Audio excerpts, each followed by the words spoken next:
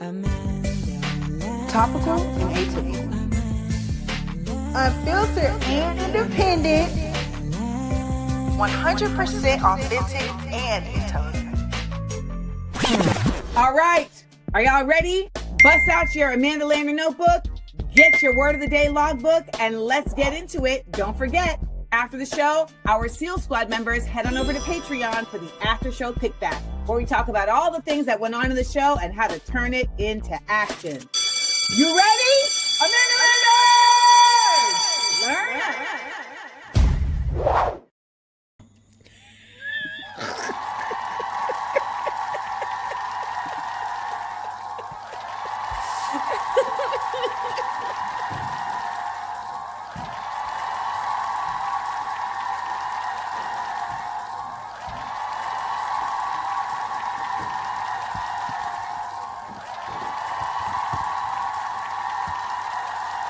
Okay.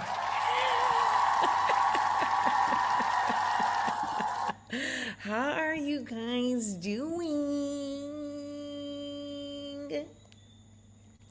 Welcome to Views from Amanda Land, your news and truth by any joke necessary. I am your host with the most, the Amanda Seals, Miss Seals.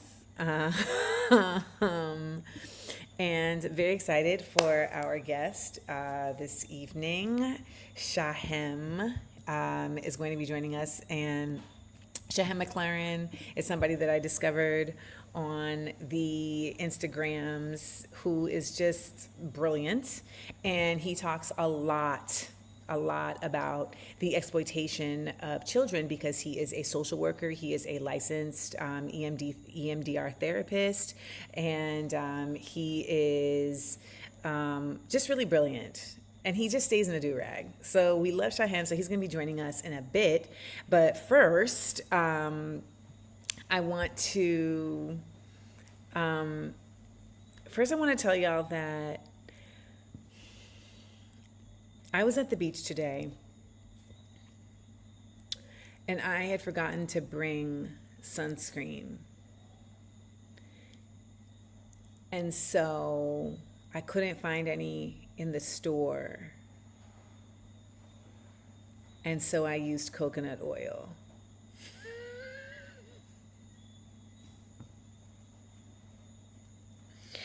How do we feel about this? Was this a terrible idea? Am I going to pay for this?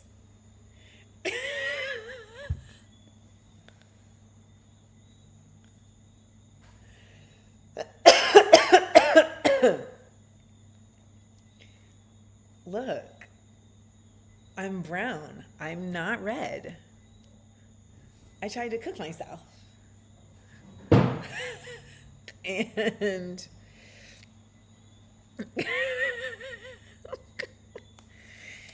and I took a gamble because I feel like if I was a white woman, it would be like a really bad idea.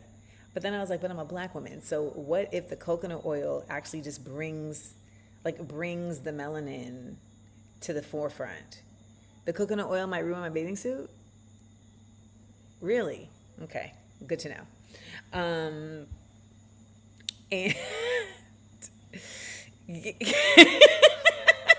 Natalia said, Miss Seals, Dr. Sebi. I mean, it felt like the most natural option, right?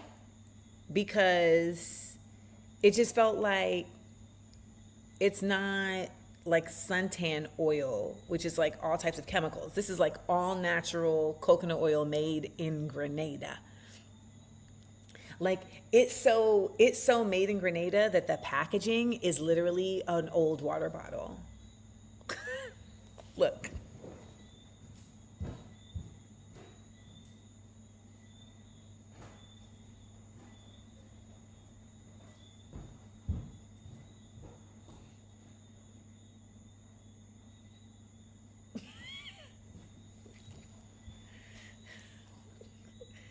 That's how made in Grenada it is. Okay, it's not an old water bottle, but they were like, this is what we've got. This is what we're going to do. And I saw it on the shelf and I was like,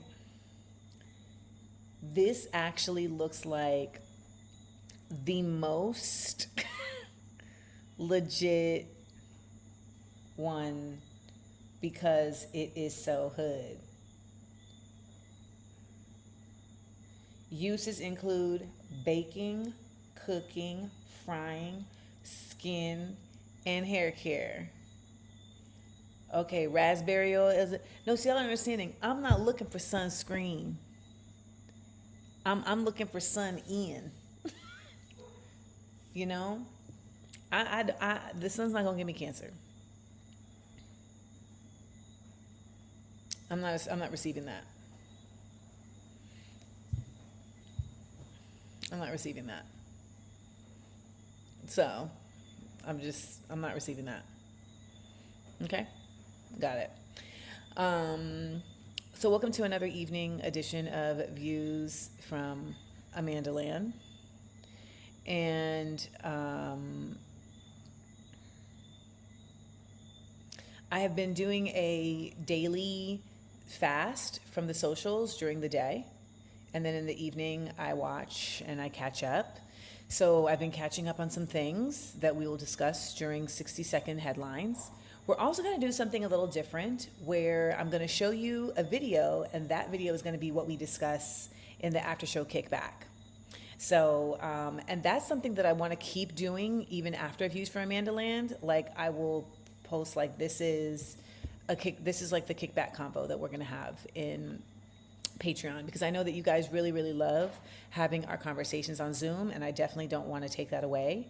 But I think they just need to have some guidance to them, and so we're going to be having them guided. Also want to let you know about some other things that are coming up that I've got for you guys that I'm looking forward to delivering to you. Stand by.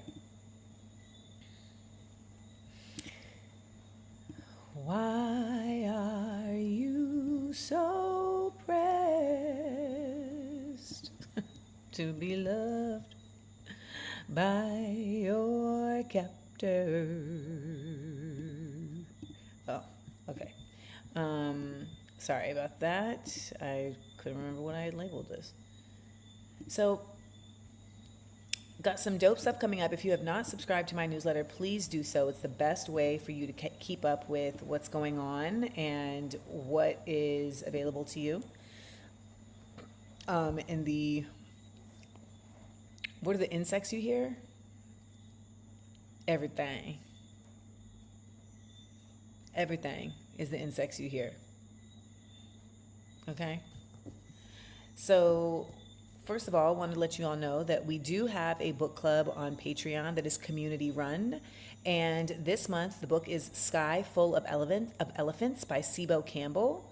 And I was able to secure an interview with the author. And that's going to be taking place on Wednesday, March 18th at 7 p.m. Eastern, only for our Patreon subscribers. So if you are a free subscriber on Patreon, you're going to have to upgrade to the $5 tier, which honestly, if you have it to spare, I think it's worth it because, you know, we really be in there having a great time and also having a learning time and also having a elevation time.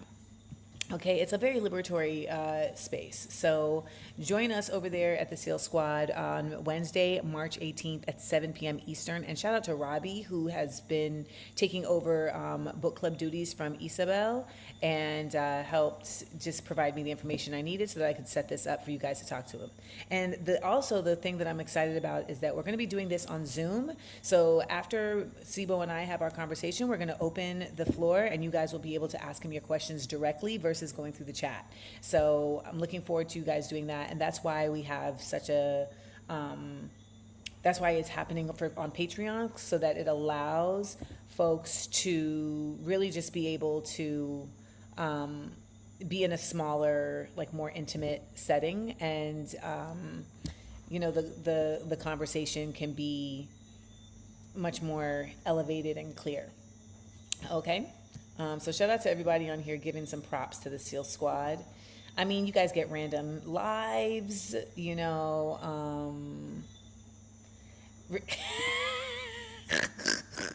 random lives.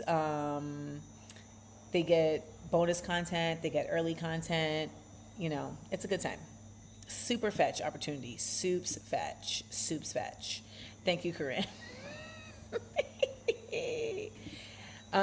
Also, right now I have a series called Behind the Seals Korea.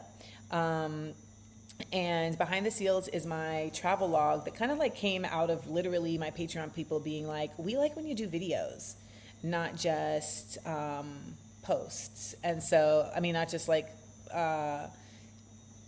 what's it called? Like galleries. And so I was like, okay. So I put this, so we've been doing Korea. I just got sidetracked because, Tiffany, what you mean that 5-hour live was a trip? Do you mean y'all stayed on the live for 5 hours today? Is that what happened?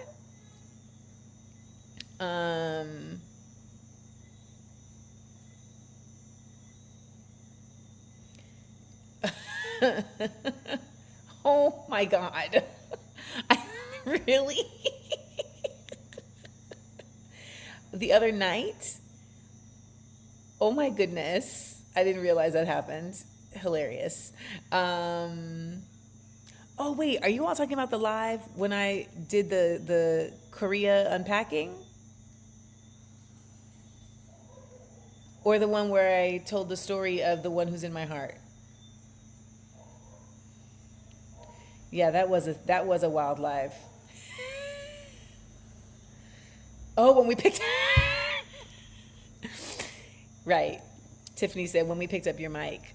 Yeah, because basically they came with me to go get ice cream while I was on the live and to go get my mic from storage. So Fatima.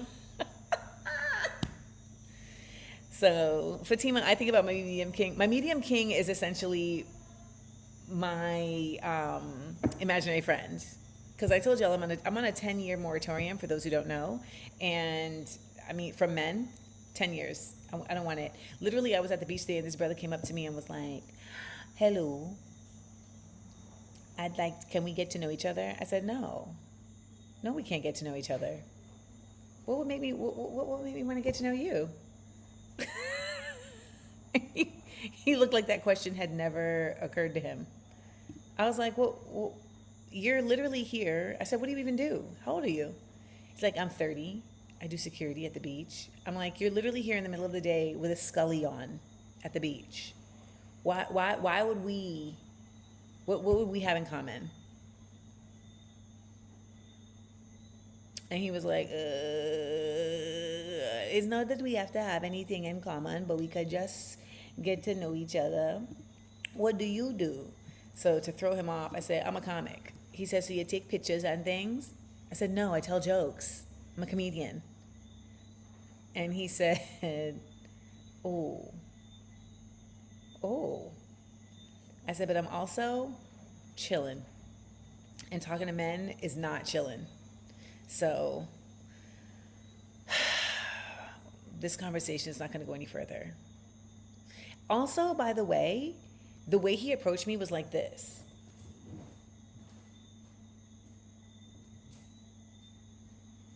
"Hello." So I had to call him back because I was like, "Oh, by the way, do not approach women from the back. That is creepy." And he said, "No." I said, "How you gonna tell me no? I just experienced it and I'm telling you, it's creepy. Approach from the front and come at me directly."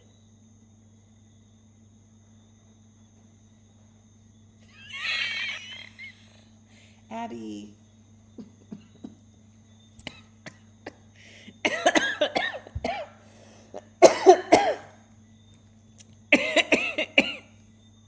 Abby said like he wanted to clear your plate. Are y'all done with that?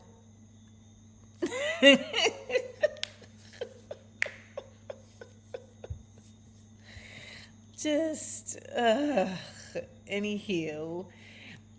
So if you want to keep up with the next episode of Behind the Seals Korea, where I will be in a hanbok dress at the palace, on the steps of the palace, then make sure that you subscribe to my Patreon. And shout out to all of our new subscribers, because people have been very curious about my Korea trip because people subscribed.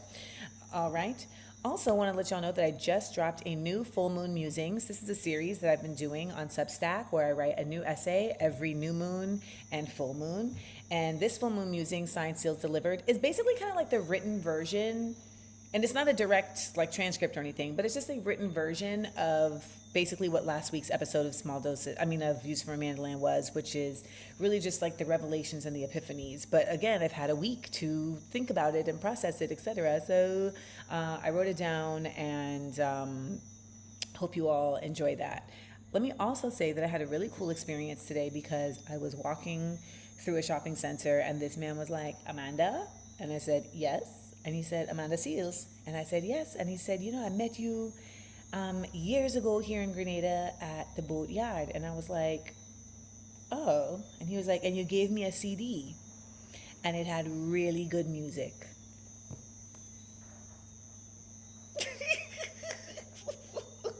Claire Dane's ugly cry.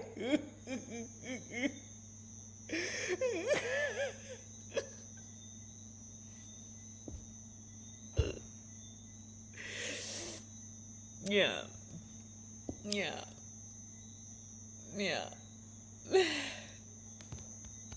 So that was really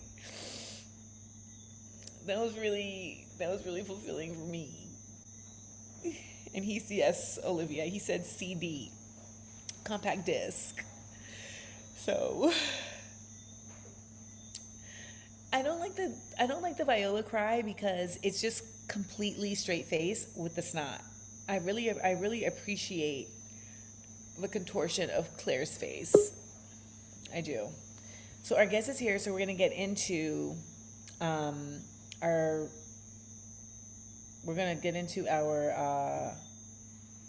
why can't I talk?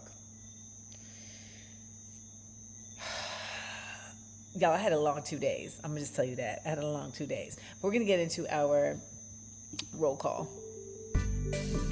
No, that's not it. Because, and when I'm on the road, there it is.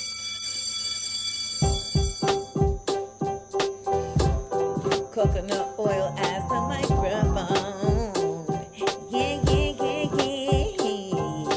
Yeah. Amanda Lander's here to learn. Drop in and tell me where you're watching from. I'm kind of being kind of quiet because where I'm staying, like all the windows are open and everyone can hear me. Amanda Lander's here to learn. Drop in and tell me where you're watching from. Brooklyn, New York, Honolulu, aloha, Chicago, baby, Los Angeles, California, Las Vegas, New York City, New York, Happy Valley, Oregon, H-Town, Southside, Nogales, Arizona, Ann Arbor, Michigan, Lytle, Texas, hey Carmen, Sugarland, Texas, Salt Lake City, Utah, Boise, Idaho, Portland, Oregon, New Orleans in the museum, Sacramento by the way of the Yay area, Astoria, West Palm Beach, California, UFC, London, UK, Berlin, woo, St. Louis, always, hey Hamid, Valley Cottage, what up Sarah, Charlotte, North Carolina, Indianapolis, Indiana, Fairfield, Maine, San Diego, Poughkeepsie, Antioch, California, properly spelled ATLANNA, Little Elm, Texas, Long Island, voter suppression, Tejas, DC area, Montgomery County. DC people do not like when y'all say that. They're like, do not be on some DC. You're either Montgomery County or you're not. Dublin, Ireland. Hey, Pete, what's good? Winnacog, unceded territory, so-called Muskoka, Canada. Billis, Texas, Central Florida. Okay, 407. Washington, D.C., Newark, New Jersey, Maryland, and all the good things. Amanda Lander's here to learn. Thank you for telling me where you're watching from. Yeah. So, yeah.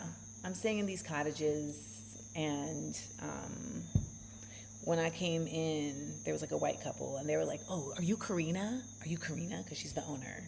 And I was like, "No." And they looked like dejected, like I was lying. And I was like, she's a white woman. And they were like, oh. And then they went on with their lives. Okay. I was like, I'm just going to make this easier. But then I'm sitting here and I actually heard them meet her. And they're like, you're Karina, right? You're Karina. And I'm like, exactly. You knew she was Karina because she's the white lady. So you're welcome. You're welcome. All right. Last thing before we bring Shahem on is we got to have our word of the day. And I really had never heard this word before, so I'm looking forward to it. The word of the day is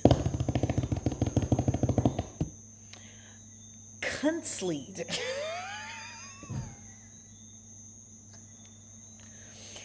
Okay, it's really Kunstlied, but like, come on. It's Kunstlied, and it means art song. So to use it in a sentence would be, I'm really only coming back to music for the purpose of making an album that is full of Kunstlieds. Yeah, Kunstlieds. Kunstliedies? But Kunstlied is the word, art song. Like, some would say that the best shows end with a Kunstlied, a song that is like a torch song. You know, it's full of levels and dynamics, and it's like the au revoir of work. I would say that, your girl Adele, like people love an Adele because they feel like every song is a Kunstlied. I feel like every song is a black woman song being sung by a white woman, but that's another conversation for another time. So let's use it in a sentence. Yeah, it's definitely German of something. Someone said, careful, girl. All right. I don't think it's Dutch because Dutch is the least nice sounding. Like, Dutch is a terrible sounding language, and it would be like Kunstlied. Have you heard people speak Dutch? It sounds like they're being racist. I mean, they are racist, but like it sounds like they're just saying the N word with the R, even if they're saying good morning. It's terrible. All right, so we have Natalia says, Tonight We Are Young is a Kunstlied song. Agreed. So y'all can't think of how to use this in a sentence? Is that what's happening? Because it seems like all y'all are doing everything but using it in a sentence. Come on, are we that rusty? There we go. Fatima, as usual, gives us a paragraph. This is what I expect. Everyone, please go listen to Naika's What a Day. It's a beautiful Kunstlied that shouts out the children of Palestine and Congo. You see? Fatima's always going to give it that. She's going to give us everything, every time. Shout out to Pakistan, okay? Shout out to Pakistan. Overachievers. So I actually made a little short Kunstlied that I posted, and I guess if you missed it, I'll play it for you. I'll play it for you right about now, if you want to hear it, because it's tough watching so many of our used to be faves really just love their captors. Why are you so pressed to be loved by your captor? Say the one. Why are you so pressed? So pressed. I don't understand. I really don't.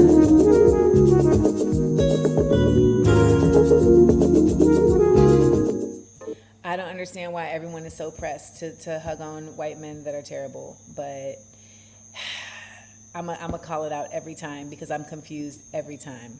I don't understand. What I do understand is that our guest is fabulous, and we're about to bring them up, and that's what's going to happen in 3, 2, 1. Amanda Land.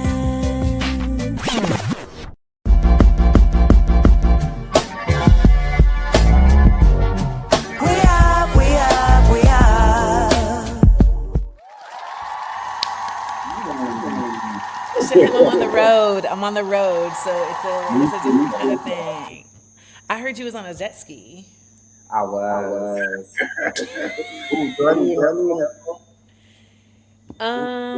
Yeah, we should definitely do headphones. Let me. Give me one. Me too. You guys talk amongst yourselves.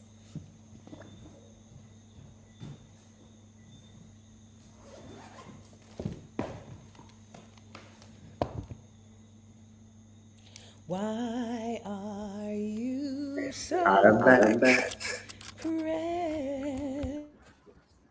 They so pressed. Oh my God. And why doesn't anyone know how whack Gavin Newsom is? He's an awful person. I hate, look, they get so mad every time I say there's no universe where I'm voting for that man. Oh my God, I hate Gavin Newsom. If he He has just zero looks ops, I'm gone. like he just looks awful. Yeah. Like he looks It is awful like a. too. But I know, but I'm just saying, like it's odd to me when people are like, really? I'm like, I mean, he looks awful. So like the odds of Yeah. him being awful seem very high. He looks like a villain in Batman.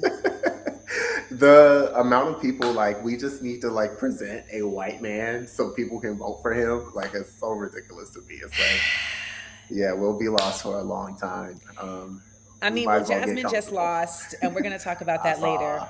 But I'm just like, any if the choice is between a black Zionist and a white Zionist, they're always gonna choose the white Zionist. So And like, that's stop. that is just the sad truth about that. I Yeah. feel like that maths. And so if you know that math, you're like, you know what? I'm not going to do that math. I'm going to do Nobody should be hieroglyphics. a Zionist. Let's start there. Zionism is evil. So let's just start it off with that. The entire chat is like, we will love him forever now. Yes. Okay. So this is Shahem McLaren, y'all, and we are very blessed to have someone who is a multifaceted, brilliant black man, EMDR therapist, artist, host of Thank Freedom you. Collective Pod, licensed clinical social worker, NYC based. So he's dealing with all the levels of the levels. My friend is a licensed social worker, and she had a child named Arson Oh, who was there okay. for arson. Okay, aptly named. Wow. And I just thought, really? That seems like a little bit cliche. And she was like, yeah, I know, but it happened. You'd be surprised the things I've encountered working as a social worker, just in general. My God. Yeah. Well, one of the things that really just, you never not make sense, but I'm trying to do better with not but and. I just did but and then but. I'm trying to do better with but and. There we go. And you said something that was so profound that I don't think a lot of people even put into words, but you said children are the most exploited group of people on earth. I don't even think people considered children as a group of people. Hence. Yeah. It's something that comes up a lot in my work too. You know what's funny? I had this conversation because of the hypothetical. The internet works in hypotheticals a lot. I don't know if you pick up on that, but a few months ago they were talking about the hypothetical of giving a child up for a closed adoption, which is very rare, like these days, because it's like very unethical, and like the hypothetical parents of these adopted children were theorizing about like calling these children discarded, trash, like saying that they should like they're stalkers if they want their parental information. Mind you, all of this is coming from people who never had a child or even given up children for adoption. But like just the way they even talk about children on the internet is so like yucky. Like people fantasize about hurting and harming children. Even like the fake pretending about children, as we see with these like Epstein files and stuff that have been released, how like people walk back their desire to persecute the people responsible for these things based on like what affiliation they have, things like that. Like it's like children are subject to a lot of brutality and harm, but even when it comes down to simple things like, as we see with Palestine, like children who are in these war zones, children who are subject to genocide, children who are subject to war in general, children are the people who are hurt and harmed the most. They have like the less processing skills because of their developmental ages. They have less resources, less autonomy, and they need somebody to advocate and move on their behalf. And a lot of people don't understand that being disempowered so much to the point where you cannot make decisions and choices for yourself without the cosign from people around you, like how that makes you so disempowered. But yeah, children are super, super oppressed. They're the most oppressed group of people on the planet. I mean, in seeing these Epstein files and the things that are being discussed, how has that resonated for you as somebody who works in this field of trauma, of children with trauma? Yeah, I mean, it's not really, I'll be honest, it's not really shocking considering some of the things I've encountered, like working in the field. I worked in foster care for years, and just know that sometimes like there's a glossing over of how bad it can be for kids, and families in general. But children are very much so exploited, trafficked, harmed, abused in every which way you can name. And there are a lot of adults who will take advantage of children. And I've seen it with my own eyes. And people who will blame children for being taken advantage of, it's just like something that's way more common than a lot of people have like access to knowledge about. So the Epstein files do not shock me. If anything, it just reinforces what I've already experienced in the field. So when these kids that are that become adults and are carrying this very, very severe trauma, want to address it, tell me about EMDR therapy, because it's something that I've heard about, and you are a specialist, and people in the chat were very much like, EMDR saved my life. So, but I feel like it's something that I've been hearing about for years. I remember even talking about it, vaguely hearing about it on my podcast, Small Doses, like in 2021. And here we are in 2020. I don't know what year it is, but now I have a specialist on the show. So you see, guys, I follow through. Yeah. So EMDR stands for eye movement desensitization and reprocessing therapy. It is a specific type of therapy that kind of targets visual images and memories. And it uses bilateral, this is a bunch of fancy words, bilateral stimulation, AKA kind of like triggering both sides of the brain to like process through memories and trauma stored in the body. So what this can look like is theorized to be similar to REM sleep. I don't know if you know when you're sleeping, your eyes are darting back and forth. It's theorized that that's when like your brain is processing memory from the short term to the long term. So through bilateral stimulation, you are like activating your brain to be able to process emotions and trauma stored in your memory and in your body quicker. So it's just like a bunch of fancy language to say you are like focusing, targeting. You start with like a target assessment, but there's a lot of steps before you even get to that. But like you start with a target assessment and then you process through like. Tell me the stats. We got some time. Tell me the stats. I can't tell. You know what? I'm always nervous about going into too much detail around EMDR. Why? The first time I came out publicly, it was like, yo, I'm an EMDR therapist. Like this therapy is like really life-changing. Somebody stitched one of my videos and was like, wow, I found this book that explicitly says that it's for trained and licensed therapists. This is how you do EMDR on your own. And I was like, this is mortifying. I'm actually not going to be talking about this a whole lot. So if you notice, I actually don't talk about it like a whole lot. Like I don't like to talk about the process. I like to talk about the benefits and the outcome. Mm-hmm. But I don't like to get too much into the process because I don't want people to harm themselves trying to do this on their own. And I do believe that people deserve access to this level of care. Yeah. This is just an intense level of care that people cannot do on their own, but people will and have tried. People also took ivermectin to cure cancer and then died. Yeah. The unfortunate reality. For our lives to be over. The unfortunate reality too is like a lot of people don't think the mental health field requires the amount of education and training that it does. So a lot of people think it's like something Who that are they these could just pick up. people? You'd be surprised. You know what country we live in, I'm child. sorry. Like, I'm sorry. I'm sorry. I'm sorry. Again, ivermectin. Again, I'm sorry. You're right. A lot of people believe that they are experts without any expertise. Like, and that's just like You the go to unfortunate YouTube reality. University to learn how to change the handle on your toilet. Like that's, you know, like you go to YouTube University to learn how to like plant a seedling. But like Yeah. EMDR? Yeah.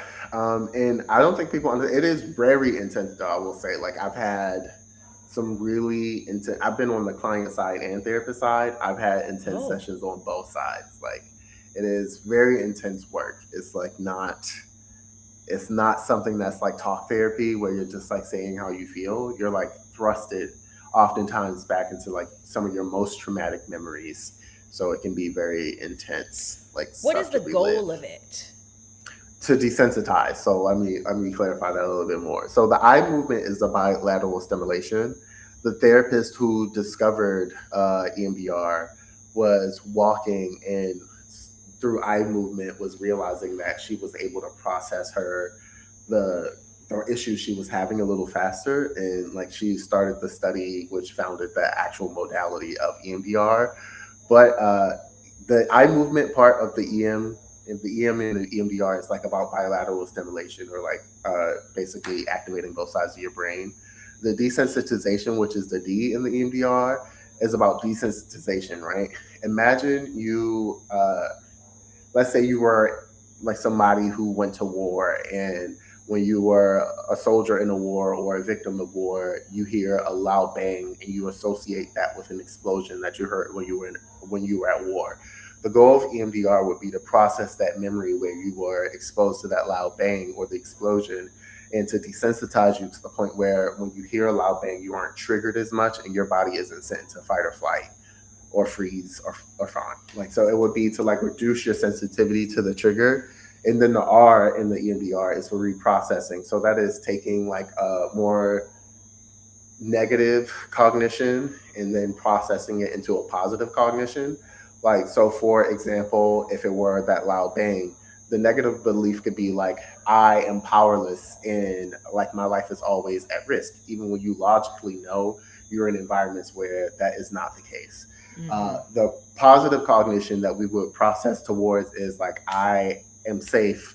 I can create safety in my life. So we would process around the negative cognition, reduce the sensitivity to that bang and that negative belief, and then process it to the point where you feel the positive cognition more. So you would be What able to. made you decide to? Did you get trained in it before you were a patient in it, or which came first? You know, everything with me is always complicated, and I love that I realize that every time I have this conversation, because kind of both. Like, in order to become a trained EMDR therapist, you in turn have to go through EMDR therapy. So imagine processing your most traumatic your memories with your coworkers, because that's essentially how the training worked for me. And you have to use your own memories to practice on other people, and it's really intense stuff. But This sounds like being in the theater conservatory at SUNY Purchase. That's what this sounds like. Oh, I feel so bad for the art kids, because I know that's very brutal. But yeah, no, I mean, they just want you to be traumatized. They wanted me to be traumatized. They were like, you can't be a good actress unless you've been traumatized. And I was like, well, I guess I better drum up I hate my dad. Can I use that? It's good material. I mean, you would do a good job at EMDR therapy. You should check it out. Like, that's pretty much what it's like. So does it have a like statute of limitations? Like, would you say that childhood memories are harder to work through than adult memories, or vice versa? No. I find it to be useful, period.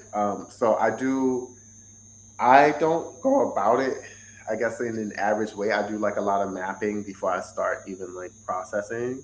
like fully, where me and my clients, we pinpoint like areas where you may have like some maladaptive schemas that like kind of You impact made a the way that you maladaptive schema us.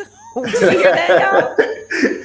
like, like we pinpoint like areas in life where your outlook may be like a little impacted. Like one of them can be like a lack of trust in other people. We would pinpoint like memories where that lack of trust like may have started, or recent experiences where that was reinforced, and then we'll kind of work backwards from there.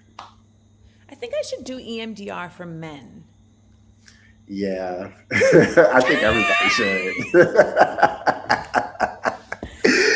Everybody should do that, like just a little bit. If you're attracted to men, especially, my God, you should be able to do it for free.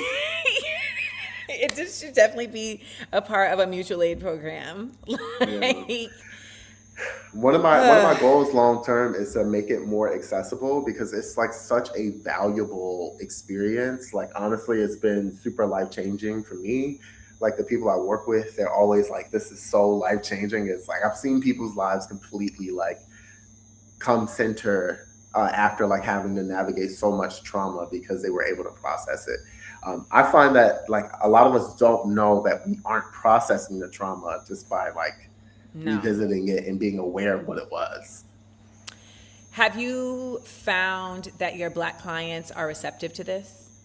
Absolutely. Most of my clients are Black, so that's that's like fair. Yeah, but yeah, very much so. And I think one thing that helps with that is like understanding that the goal is not to erase trauma. The goal is to like help people to exist with trauma and not feel like they have to feel bad about themselves because they've experienced trauma. Right. And also like kind of walking on eggshells for when could this pop up. It's like it would be, I mean, there's an anxiety around it, right? Because I would say the reason why I said that about men is because anytime someone likes me, I become so anxious about the whole situation in a way that's just like not like, it's like, sis, this isn't even yeah. It makes sense. So even with EMDR, right? So if we did EMDR together, the goal would not to have you like completely disengage from having a sense of intuition and discernment. The goal would be for you to be able to engage and to be able to observe without being steered by anxiety. Instead, you would be observing for. I'll be able to use my intuition and discernment, because the anxiety blocks it. So when you are in your work as a therapist, how much has intuition and like listening to the self been a part of the work, if at all? Because I feel like a lot of therapists, they act like that's like woo-woo shit. And I know for me, that shit has saved my life. I'm all with the woo-woo. In fact, I believe like they are so important to like keep in mind, right? I always say my favorite B word is balance, because like it's all a balancing act, like knowing when to use your intuition versus when to lean on like actual standard practice that's evidence-based and backed. Like it's a balancing act. But sometimes, and this is why it's important to have a good sense of intuition as a therapist, sometimes you're going to have to be able to pick up on, like, my client is not even ready to process because my client is clearly giving off every sign that they need to be heard or they need to be validated. Like sometimes so venting is a valid thing. Absolutely. You cannot grieve without venting. Yeah. Not only is it valid, it's necessary. I've cut off 2 friends because they were like, I don't like venters. And I was like, what does that even mean? And did you have a conversation with them first? I said, can I vent about something? And they said, I don't like venting. I don't like venters. Come to me when you're ready for a solution. Oh. That's an unfortunate like part of reality, right? A lot of people believe like being solutions oriented is like that makes them somehow better at navigating like the turmoil that life slings at all of us. But the reality is, it's like, one, like I said, you cannot grieve without verbal ventilation. Like that's a part of like grief and grieving. But not only that, like it does not allow the space for people to be heard, seen, and validated, which all of us need. And I think so many people who rush to solutions are products of environments where they weren't allowed to have problems. They had to solve them out the gate. I think the other problem is they were Capricorns. So I think there's also that. That's Capricorn hilarious. Women. I'm just And you know what? saying, I love Capricorn women. Down. I love a Capricorn woman. Not my faves. Oh my god. But I'm a Cancer. So I feel like I love Cancers too. We're very warm, we're very woo-woo. Caps are like cold and private. So I'm like, I don't really know you. I've known you for 17 years. I've never been to your house. What are we doing? They just want to be heard and seen too. That's it. Their way of being heard and seen is different. Yeah. And that's okay. We can all be different. I mean that there's what you were about to say, I think is what I'm about to say. So say it. No, go. I want to hear you. You're the guest. Okay. Wait. You just went into therapist mode. No, genuinely though, I think different people have different like experiences that paint the way that they navigate like conflict, life in general, problem solving. And the reason I asked if you had a conversation with them first is because like, a lot of people don't understand like why being solution oriented can be kind of not conducive towards like building community and being like connected to other people. Yeah. And sometimes in order for them to get that, they have to be like told like, oh, this is exactly why that is not mostly like helpful behavior. Like, yes, so being solution oriented is effective. Don't get me wrong. Like it serves its purpose. Mm-hmm. But a lot of the times people really do need to be seen and heard. But on the interim, right? Like on the inverse, like it's important to know like, okay, yes, I need to vent and be heard. And it's okay for like solutions to be in here. So long as you don't feel pressured to like take on a solution. It sounds like these people you're talking about were rigid. I don't know, but like it sounds like they were rigid in their, both like, of them on a cursory level. And yes, both of them are. They're famous people. Yikes. That was so loud. Yeah, well, like a lot of people just need to hear like why like cutting off people from the ability to express themselves through verbal ventilation can be harmful. Like there are like I always talk about this book, like, but Complex PTSD from Surviving to Thriving by Pete Walker is like one of my favorite books, like that I swear by as a therapist, because he talks about the components of grief and grieving. And like the components are like, one, feeling your feelings, verbal ventilation, angering, self-compassion, and oh my goodness. Ooh, what's the last one? Crying. So like giving yourself the space to do all of those things is so important to being able to process through the hardships that you face and go through in life. And I think one of the most community-oriented things we can do as human beings is kind of do that with other people and open up the space for other people to do it too. And have boundaries. It's okay to have boundaries around it, but you just want to make sure your boundaries aren't too extreme or rigid, so you can allow other people to be human and to show up as themselves. You know, I feel so much like this process is something that literally all Black people in the United States need to go through. And I agree.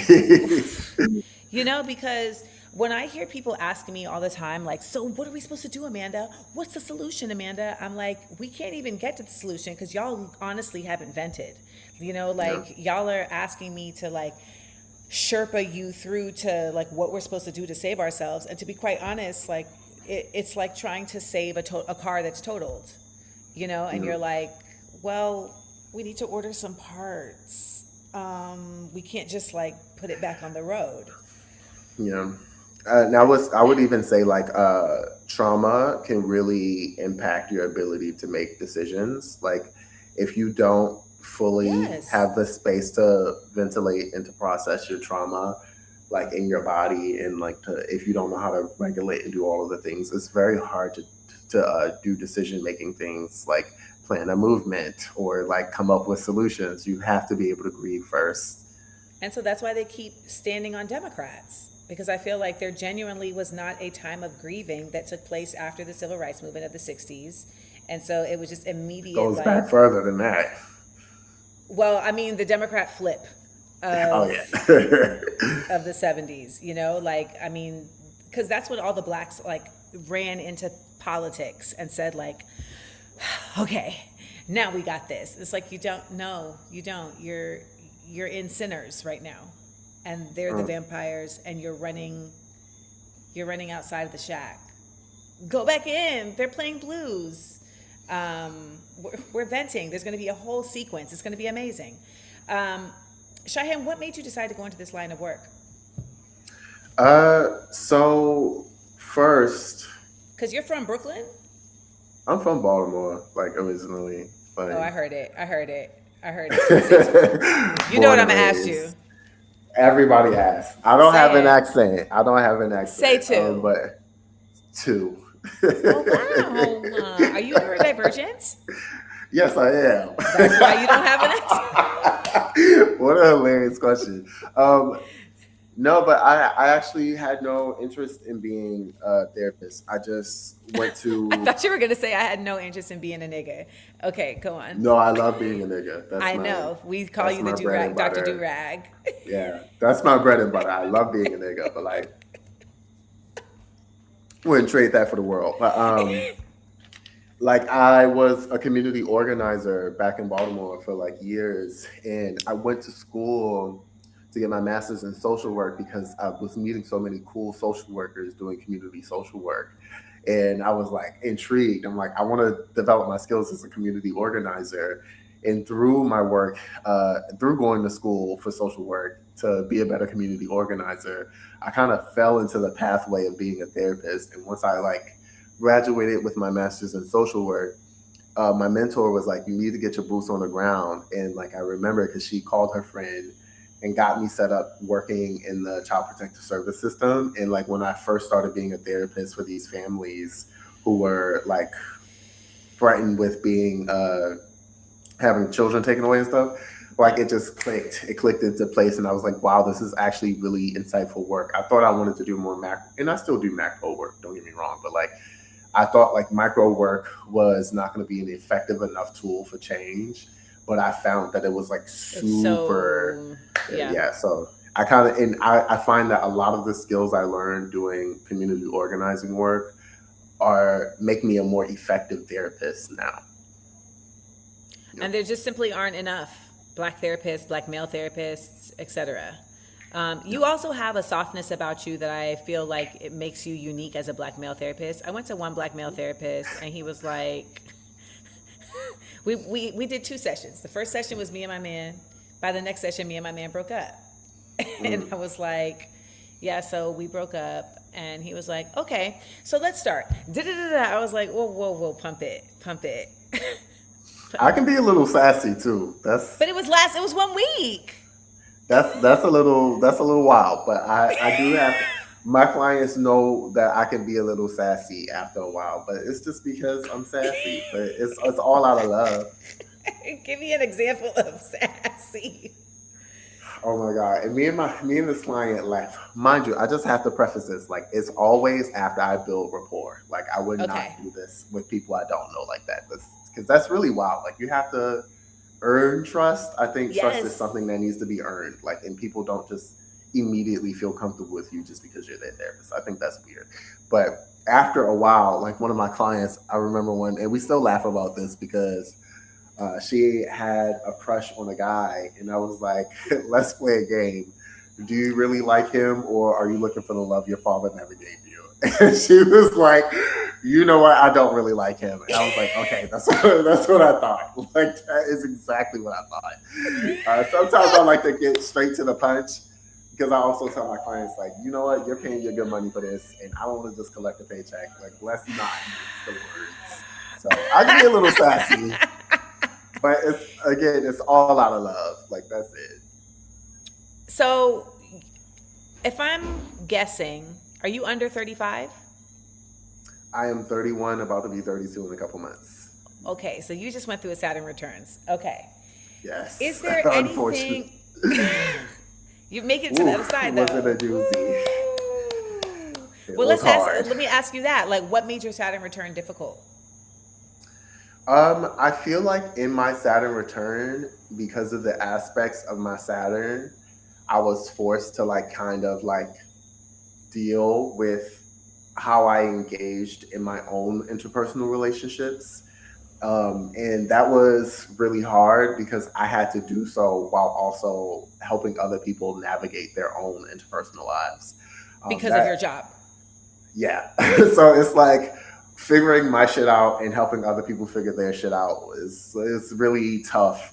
And it kind of also like kind of forced me to like deal with like how I want to position myself as a therapist, right? Because I'm like a publicly visible therapist, not just like a super private one. So it's like having to navigate that. But another thing about being a therapist is you're constantly having to face your own shit. Like there's no getting away from it. So that was actually my next question. Like, has this work brought anything to your blind spot that you had missed? All the time. The thing is so funny. Like sometimes I'll be talking to a client, helping them navigate an issue, and I'll just be like, "Oh fuck, I'm talking to myself right now." Like it's so mind-boggling because it's like, and it's like good because it's like a mutual healing process. But I also believe that like this work is very communal. So it's like, damn, we're healing each other right now. You just don't know it, but like we're healing each other. So yeah, it's like you can never really get away from it too much, and I find that like the universe just brings you back around to the same things. And I'm just kind of forced to have to deal with a lot of stuff. Like, whereas I think the average person could probably like wait it out a bit. Yeah. Do you have a therapist? I do. Because I think a lot of people don't realize, like, don't therapists go to therapists? All the time. I think I haven't been consistent lately, but that's because I've been like very busy, like in traveling. Like I'm not even in You're on a jet ski right now. You have to. Yeah, but like when I'm really, because sometimes the work can get super overwhelming. Like when I'm at that place, I know to like reach out and like I know how to how to ask for help. And I have a lot of support systems outside of even therapy too. So I think like one thing that this work has also taught me is to have like support because it's so hard to get through life without it. Where did this support? Well, first of all, where did you come from? Like, Where did I come from? Like, how did you become this mold of a person? I always ask folks this question because, you know, we don't just show up. We show up as a soul, but then we end up having to go through life and then that gets shifted into a lot of other things. And then we kind of have to chip away to get back at that. Why are you laughing? I'm laughing just because that's such an interesting question. I never heard it phrased like that. How did I phrase it? From? You know what? No, because I love like the way you phrase it. Like that's such an interesting way to ask that. And I wasn't meaning like Baltimore. I'm gonna borrow that from you. I like that. Because there's so many things. Yeah, I come from like really, really like communal people. I'll say that, right? My practice, Freedom Collective Therapy, is like named in honor of my grandfather, who was such a communal person. Like he's from North Carolina, rest in peace. He was just such a beautiful spirit, taught me how to fish, hunt, like how to curse, how to gamble, all of the things. He was like a wheelhouse of a person, and everything about him was like giving and generous to the people around him. I saw him take people in like whenever they were in need. I've seen him like literally feed the whole community. I've seen him really lean into what it meant to be a pillar in the community. And I think that is where I come from. That is why I show up the way I do. it's not always pleasant. Sometimes I'm chaotic because I also come from Baltimore, the streets of Baltimore. You know, I'm from down the hill. Baltimore, So I Maryland. like I've only seen one person murdered, and it was in Baltimore. Oh my So, goodness. yeah. Jesus. Yeah, it can get like I that don't know who it sometimes, was. I but can't answer any questions. right. I was If like the literally law is standing on the watching, balcony. we lying. I was standing on the balcony, and I was like, "Oh shit!" And my boy was like, "Get in the house." And I was like, Yikes. It do get like that from time to time. But yeah, no, like I'm a mix of a bunch of different things. I'm queer, I'm loud, I'm black, I'm like proud, I'm like all of the things. were And you I don't encouraged try to be that? no, not at all. No, not at all. In many ways, like everything that I am right now is like an act of resistance. Like even going through grad school, I went through so much racism, like to the Where'd you go to point grad where school? NYU, yeah, I know. I've had some really like I got an email from I'm talking like one of my classmates emailed me they didn't want a black person in the classroom, which is so like yeah At New that York type of University? that NYU yeah it was pretty bad like and it's like I've healed past it but it is like a part of my And story like right this was for your social work degree?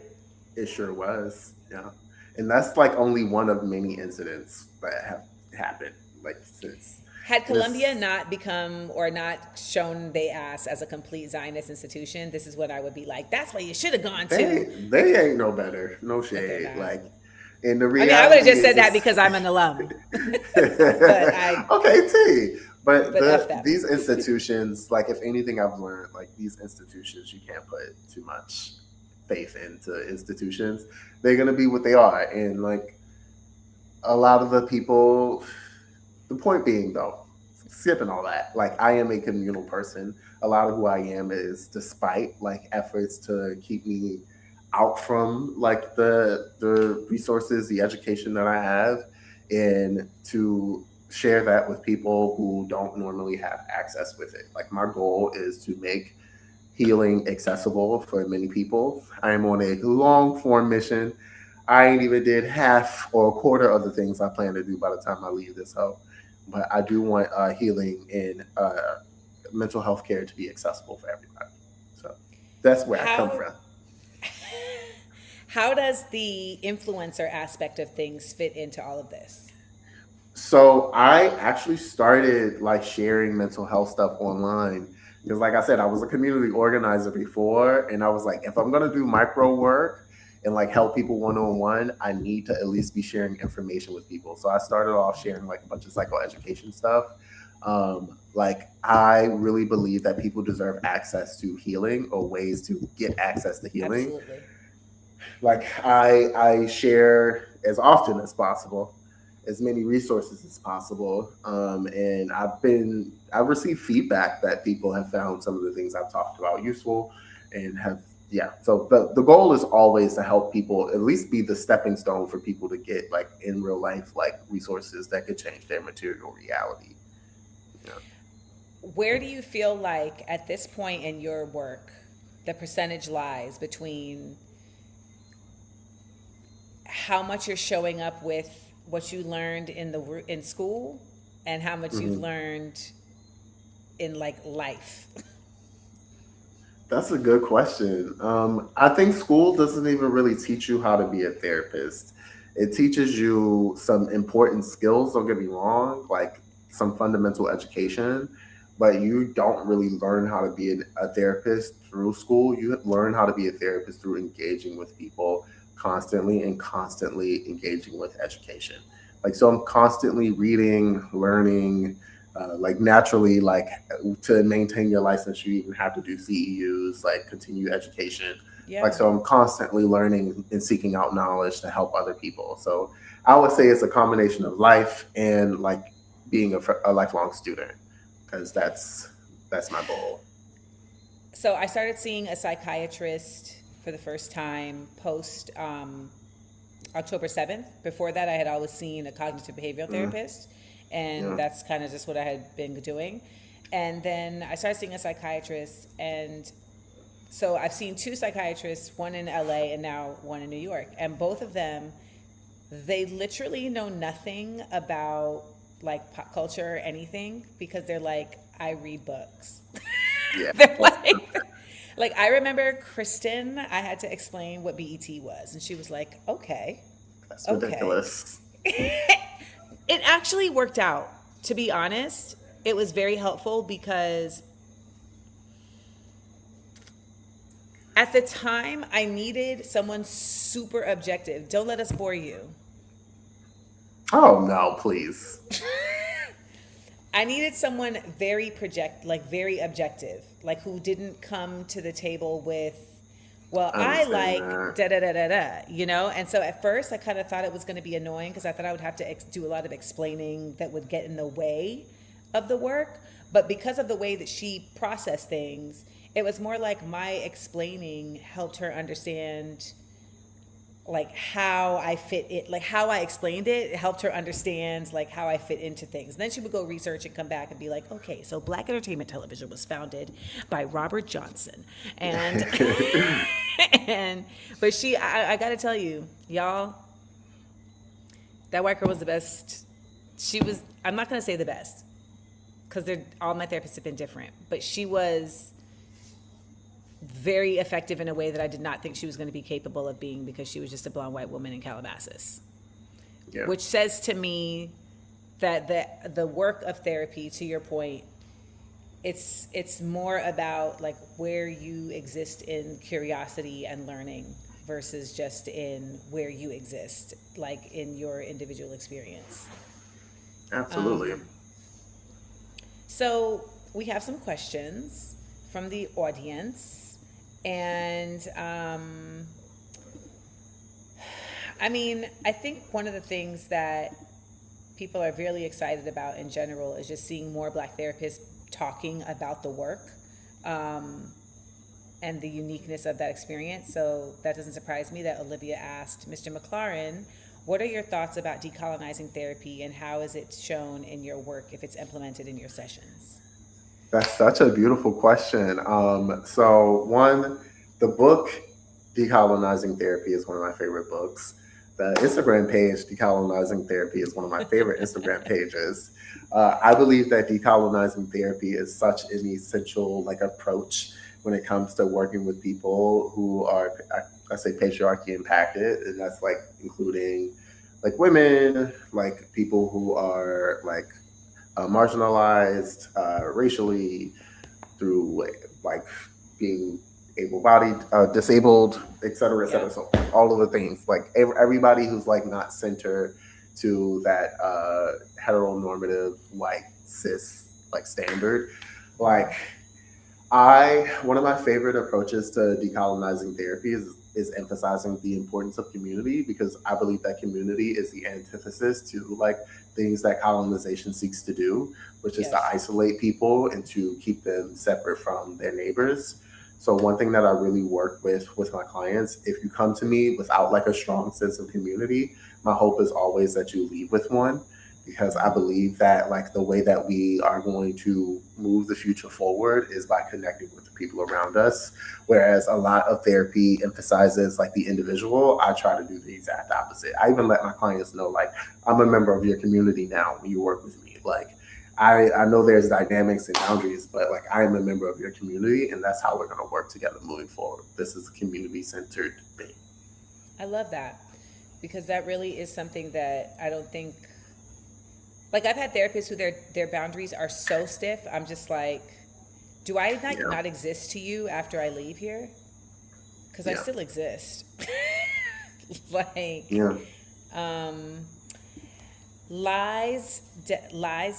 Lizdell with a Y. Mr. McLaurin, does EMDR help with memory issues caused by past trauma? It can. So oddly enough, I very often when I'm doing EMDR with people, like they will have memories that they forgot or didn't even know they remembered come to surface. I've had people realize some pretty traumatic things, but I've also had people realize some pretty happy things too. So it can recover like quote unquote lost memories, but it can also help you with those gaps in your memory because of trauma. Awesome. I have a quick question. How have you had any interest in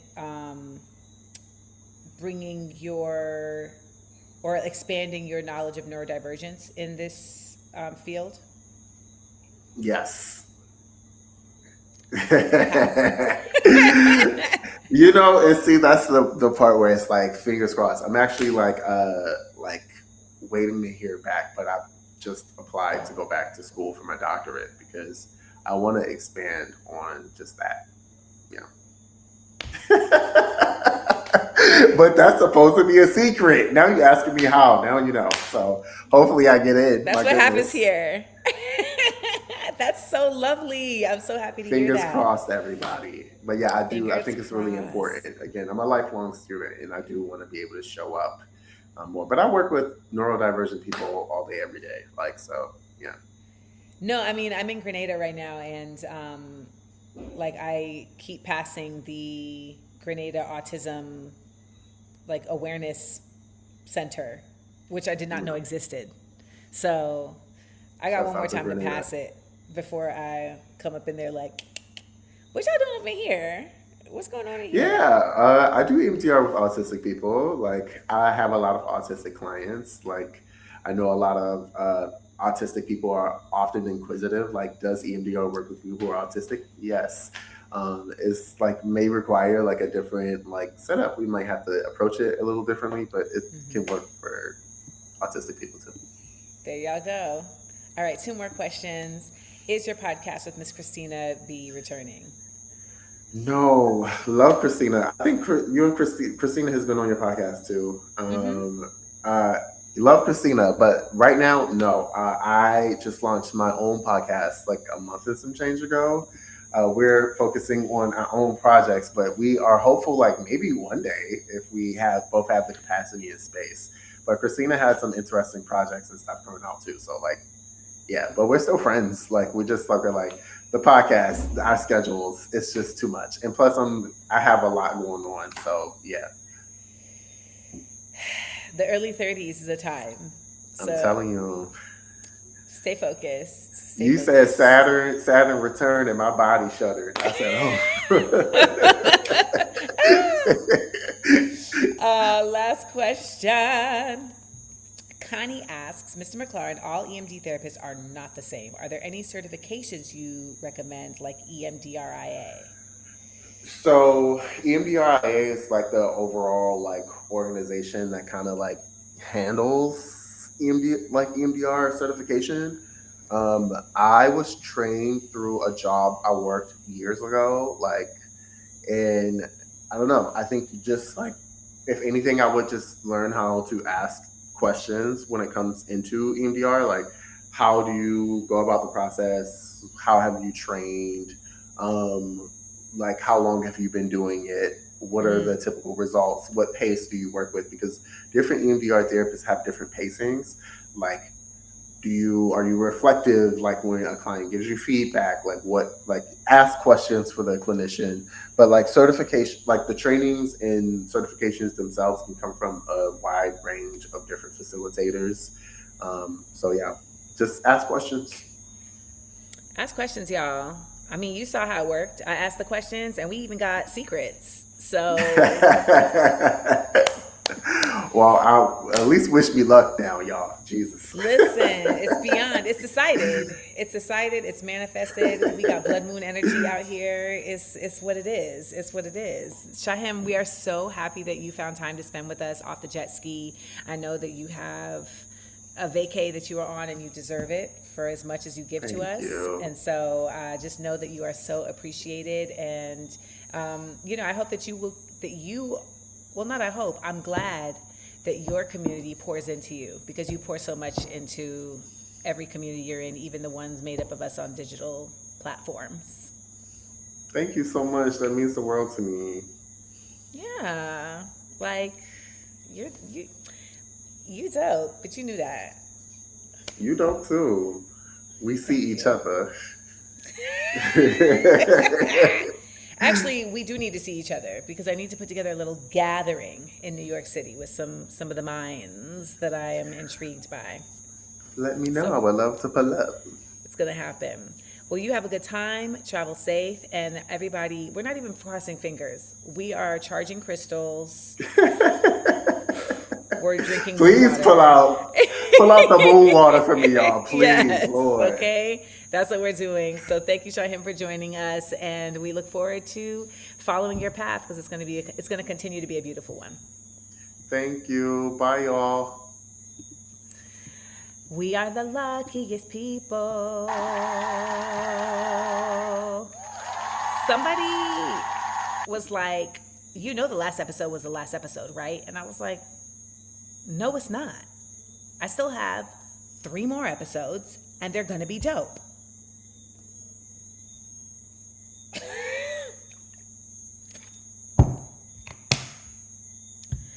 I just realized something in real time right now, this very second.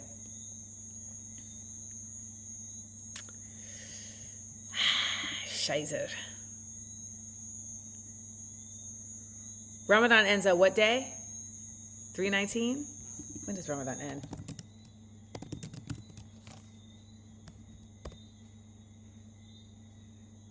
Come on. Ugh. Shit.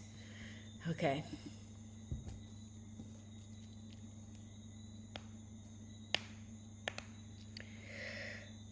I double booked.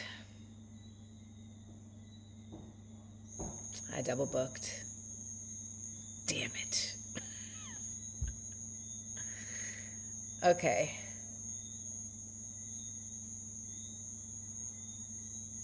I'll have to solve that another time. The Virgo in me is livid. Livid. So mad. So mad.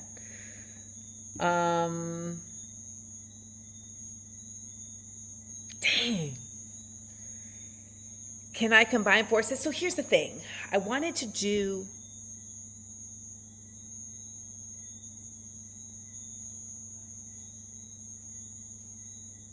yes.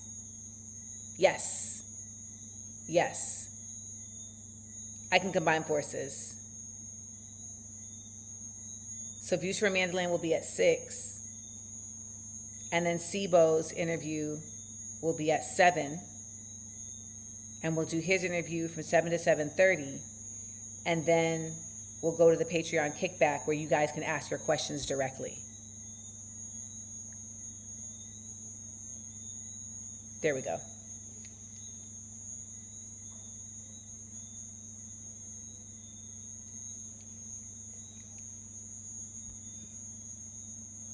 Okay, solved it.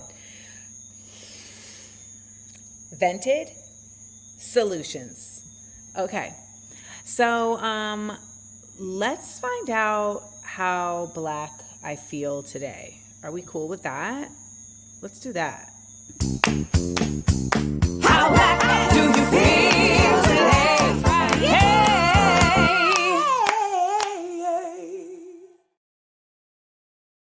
So, of course, we have been hearing a lot about Iran and talking about Iran. And, the thing about that is that whenever anything happens anywhere, the Black folks there are always going to get forgotten. And so I want to talk about the long history of Afro-Iranians. And I forgot the page that I learned this from, but I want to thank them. So I will eventually thank them. So here's just some dope images to...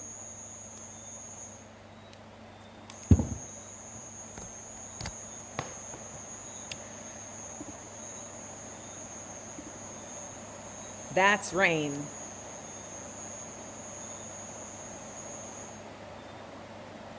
That's rain. Okay. Look at this. We got a Black Iranian right here.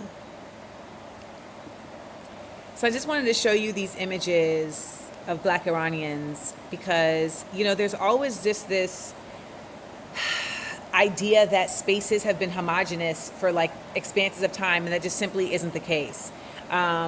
So this is a photo of princes, children of officials, and servants were taken in the royal court of Nasser al-Din Shah, the king during the Qajar dynasty in Tehran in the 19th century. So remember, the 19th century would have been the 1800s. Black children were known as Khanazad, houseborn. So as you can see, like, we was out here. We was there. We are there.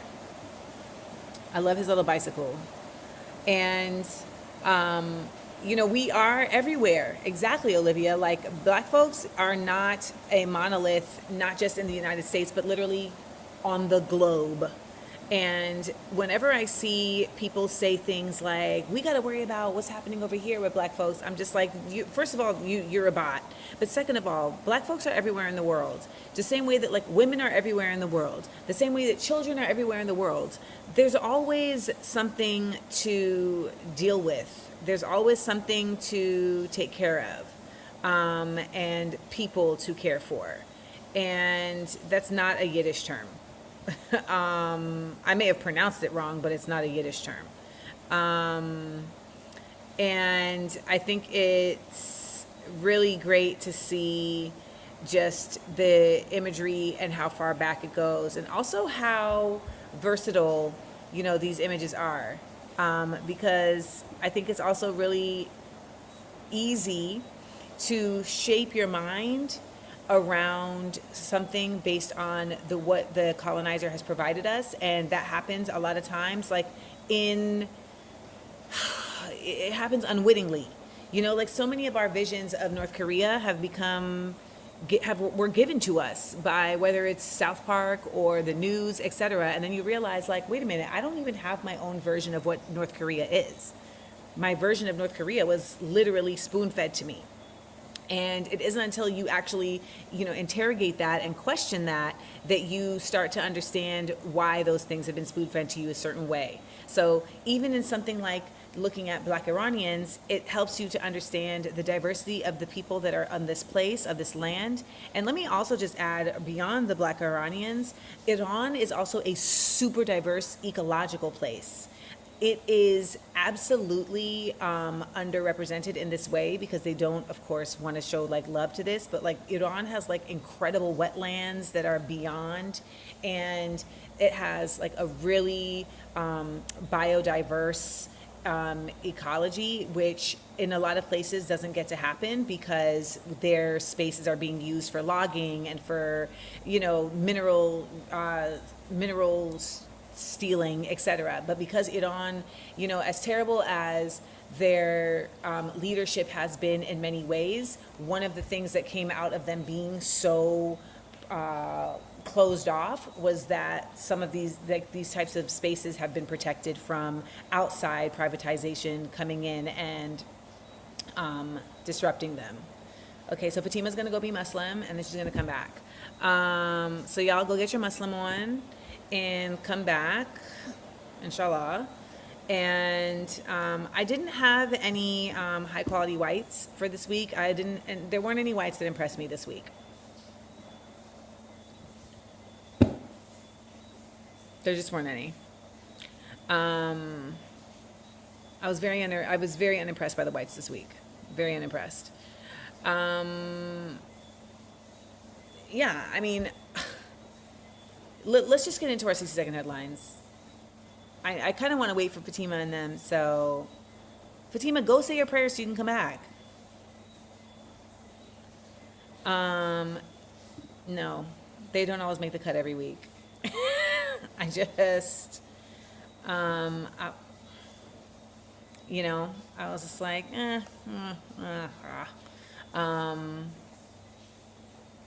There was a white lady who got shot down but was super brave. I missed that. That didn't hit my algorithm.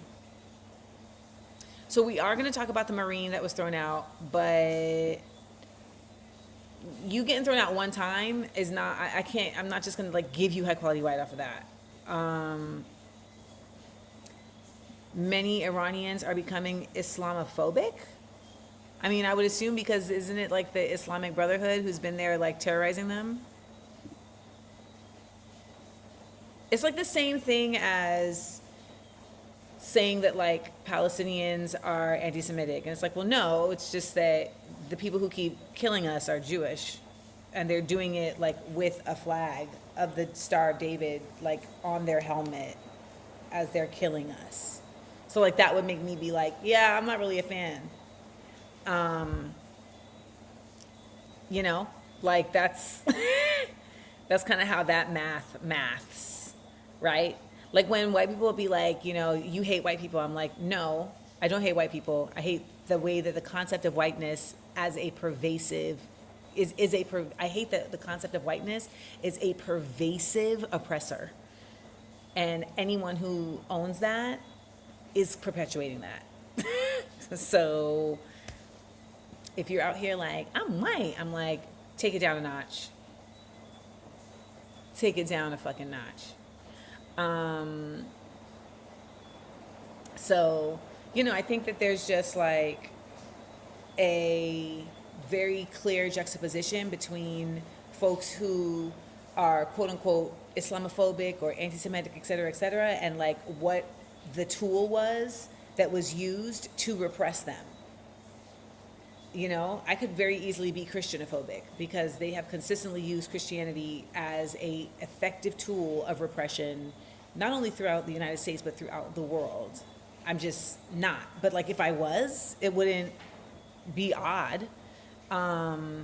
It would make perfect sense. Wealthy Iranians in the diaspora still support the Shah, which doesn't surprise me because ultimately the Shah was put in place and was was there for the purpose of, you know, capitalism and privatization and blah, blah, blah, blah, blah, right? And the coup, I mean, the coup was meant to, the first coup was meant to get that out of there. And then these Americans said, no, not that one. And it was a democratically elected person who got put in there after the Shah was removed. And fast forward, you know, all those Iranians, I remember I was on a flight from New York to LA, and the guy sitting next to me was watching Fox News the entire time, but he was clearly like not an American white man. And so after we landed, I was like, what did you learn from that? You just watched that for 5 hours. What did you learn? And I forgot what he said, but basically we kept talking, and he was like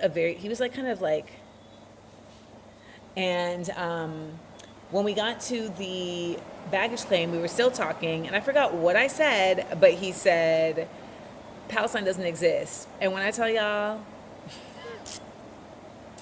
I said, oh, convo done. And there was a chick on the flight who had sneakers that I had been eyeing the whole time, and I literally just pivoted out of that and went right over to her and was like, where'd you get those sneakers? What are they? Like, that was the end of that. Definitely a lizard, Olivia. Definitely. Palestine doesn't exist. Get the hell out of my face. Done. You know what does exist? I want to remind you all that you have the opportunity to live in small doses forever, because small doses teas have been designed and are now available for you and yours truly to own. And I am having a really tough time navigating these files tonight. I apologize. But get your small doses teas. Small doses, self-help from the hip. Small doses, talking that shit. Small doses, and keeping it real. Small doses, with me and MC. So funky. So go to Melanin Exports and get your small doses shirt. What else? How many red lipsticks do I have? This is not red. This is brown. This is a brown lipstick. Speaking of how many red lipsticks I have, stop yelling at me. Stop yelling at me. So let's get into our 60-second headlines, because Natasha is back. No, Fatima was taking too long, and we were like, Fatima, go pray so that we can get on with the show. Go, handle your blessings to Allah, etc. How many colors I have an obscene, okay, maybe not obscene, but I do have a good amount of lipsticks. Where can I get the ancestors are called? You can go to amandaseals.com. Yes, Adrian, night VFL is very chill. Very chill, you know, because I've gone through an entire day of life and then I'm coming to you. Oh, the ancestors calling cards. You want ancestor calling cards? Oh my God, really? That makes me so happy. Send me an email to VFAL, because they're not even for sale. Those are one of those things where I just thought they were a really good idea, and then I don't feel like they really hit because I didn't really know how to market them. And then I didn't know what to do with them. And so I just took them down. But I think they're really cool. I love my ancestor calling cards. You have union stuff to do, Iman? Go handle that, because we're about to get into some 60-second headlines. All right, let's do it. 60-second headline. And I run down some news right quick. Run it down, mama. Put us on. Okay, let's talk about these African socialist abductions. So I don't know if you all know this, but Fred Mbembe, president of the Socialist Party of Zambia, and Booker Ngesa Omole, a Kenyan political activist serving as the general secretary of the Communist Party Marxist in Kenya, were both arrested in their respective countries recently. And I believe that Booker is actually still locked up. And they were arrested specifically because of their work in the communist and Marxist and socialist parties. So this is Booker in Kenya, who is locked up still and has been tortured. And so we're seeing this repression happen, of course, because we know that there is a last, like ill-fated, like all boots on the ground attempt to really suppress any effort at, oh, Booker is free today? Fabulous. Love it. To really suppress anybody who is leading a movement around change in the way of encouraging the people. I mean, they put Booker in jail, and then he was in there teaching folks about socialism. So it was like, what are y'all trying to do, okay? Like, it's not gonna work because these people are meant to do this work. But then you have Fred Mbembe, and the reason he ends up getting locked up is because he was actually speaking recently at a press conference, and well, he kept it a buck. A country that has toppled so many governments in Africa, that has led so many coups in Africa and other parts of the world, a country that has killed so many of our leaders in Africa and other parts of the world, the killers of Patrice Lumumba, those who toppled Kwame Nkrumah, those who killed Nasser, those who killed Muammar Gaddafi, today are coming to teach us about democracy. A country that has been built on brutal force, on enslavement of other human beings, on the humiliation of Africans, the exploitation of Africans, the plunder of Africa, today is coming to teach us about democracy.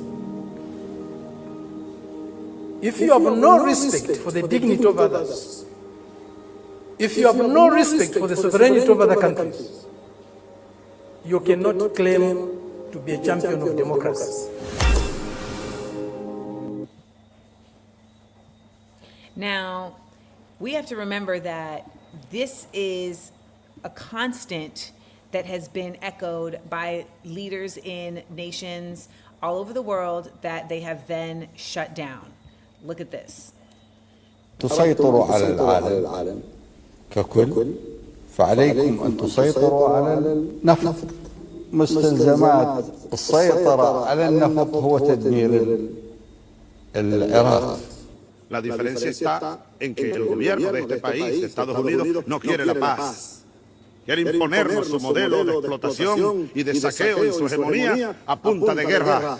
And if there is a country that has committed unspeakable atrocities in the world, it is the United States of America. They don't care. وخلاص لقاء الامريكان يجاوبون على السؤال اللي حاير، لماذا العراق؟ شو سببها؟ فيها أسلحة دمار شامل عند العراق ما عندها، كيف يصير حرب يشنط؟ ورئيس دولة عربية عضو في الجامعة العربية، ما ممكن الدور جاي عليكم كلكم. Las mejores tierras de Cuba y las industrias más importantes en todos los órdenes, propiedades de compañías norteamericanas. Y esa situación no debe ser extraña a muchos de los países representados en esta asamblea.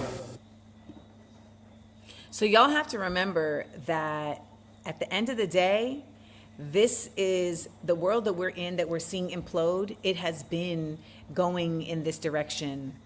It has been already grounded and rooted in this. And so, you know, there's something to be said for the fact that we are witnessing not a beginning and not an end, but more so like a strain that, you know, can, I believe, be toppled if it is addressed directly. You know, at the same time, you have someone like Bill Gates who's really like, okay, we can use this strain to actually get the whole world on this 2030 plan, and we don't want to take that for granted that these people really have plans.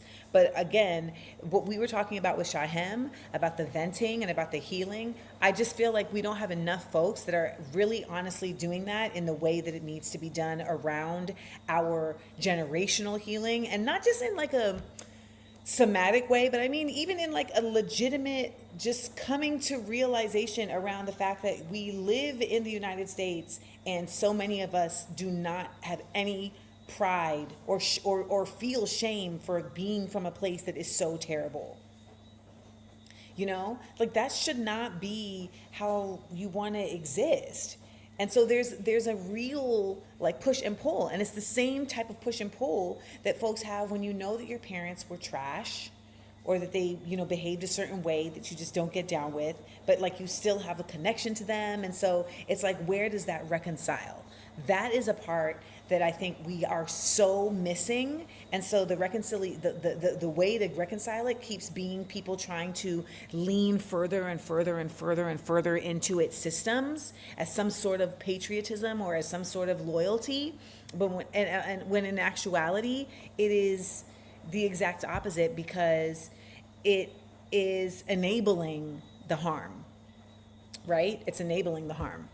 So, you know, we gotta find our way forward, and I'm continuously trying my best to create ways to do that through art and through creativity, and I'm looking forward to continuing to just do my role in that way, in the best way possible.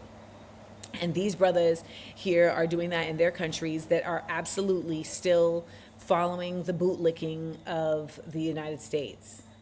Now, I don't know if you know about this situation, but so there's this lady. It makes me mad. So I'm gonna just let them talk real quick. You heard what she did to my baby on that camera. She is evil. So that white nurse that was breaking black babies' bones in the NICU, yeah, they let her out on a $25,000 bond, mind you. Tears and fiery emotions spilled out on Thursday from family members of the 9 premature babies Aaron Stratman abused inside the Henrico Doctors Hospital NICU over a 3-year span. At her plea hearing, Stratman pleaded no contest to 9 charges of Class 6 felony child abuse. The maximum penalty for the 9 charges, 45 years behind bars. But sentencing guidelines suggest a maximum sentence of 1 day to 6 months. Commonwealth's Attorney Shannon Taylor negotiated with the defense that the county would seek a maximum sentence of 3 years.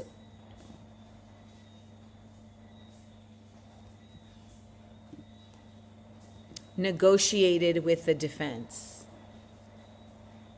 Why would there be any room for negotiation? I thought y'all don't negotiate with terrorists.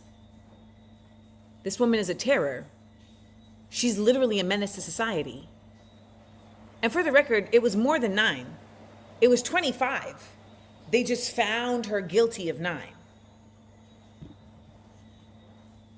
In exchange for the pleas. The judge could have found some of these cases not guilty.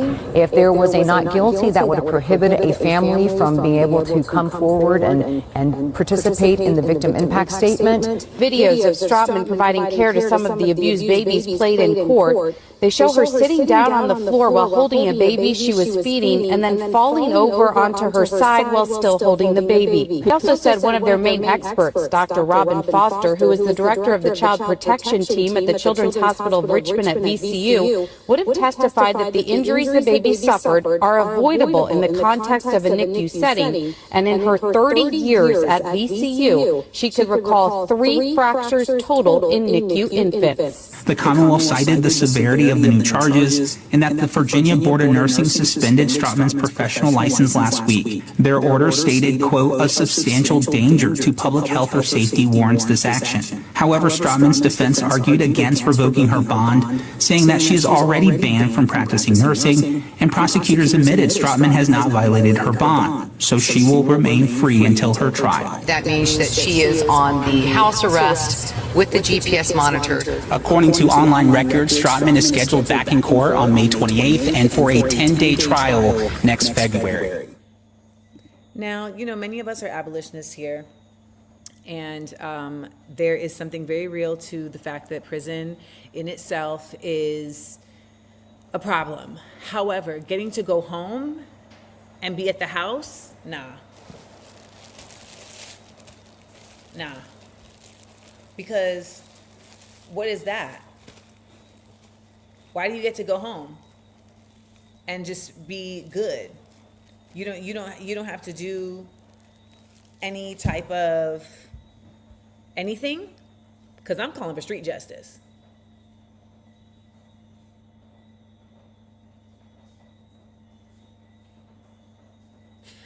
Adrian just asked, has she ever had a broken bone? Adrian's also from Queens, so I don't know how innocent of a question that is, but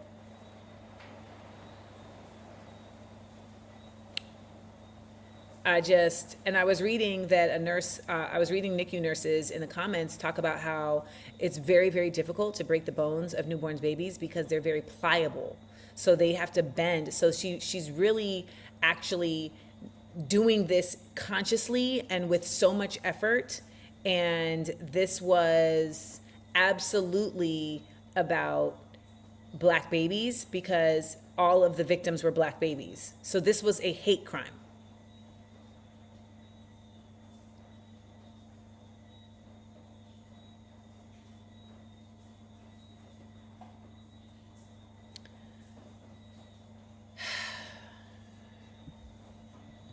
So I just wanted to ruin your day real quick with that. So Jasmine Crockett, she took an L, y'all. And her pastor is taking her seat in Congress or is running for her seat in Congress. Let me just say this, and I said this in the interview with Shahem. I'm trying to figure out what she thought was about to happen. This is when you get gassed. This is literally like, I mean, he's terrible and a turncoat Palestinian, but like, this is congratulations, you played yourself. Because, ma'am, you really got yourself too gassed. You let them people gas you to the fucking moon to think that you was gonna go run for the Senate. This is what I'm not understanding about people who are running for the Senate. I'm just like, there are spaces and places where you are needed with those skill sets that are not in the Senate. You literally need to be out here harassing the Senate and finding ways to make everything they do fucked up. And she may have won, but she didn't win. Because all of this is rigged. And I don't know how many times I have to explain that to you all, but all of this is rigged. All of it is rigged. All of it is rigged. All of it is rigged. The US rigs all of the elections in all these other places. Why do you think it doesn't rig them here? That's the American exceptionalism. That's the indoctrination. The indoctrination is the fact that you, for some reason, feel like you as an American are trusted by this government to choose who runs this government because you're an American, even though they don't allow that anywhere else. Excuse me? Excuse me. That's silly. It's just impractical. And then I see people say, well, if they didn't care, if voting didn't matter, they wouldn't work so hard to stop you from doing it. And what I want to tell you all is this. They work hard to stop us doing it because it gives those that they want to actually run the show something to do. It's not about stopping us. It's about empowering them. It gives them an effort. It gives them a point of trajectory. And it is mostly low-income white people that they end up really fortifying to push forward the anti-voting. It helps them rally their base to make our voting a focal point. So when I see people say, like, if they didn't care, they wouldn't work so hard, I'm like, no. Like what they're doing now with the whole law that stops women from voting, that just gives the toxic masculinities and the patriarchals more of something to hold on to so that they will fight harder. So you're thinking in lack, they're thinking in abundance. You see? Are you following me?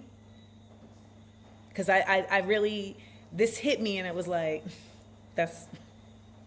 Now, I saw this.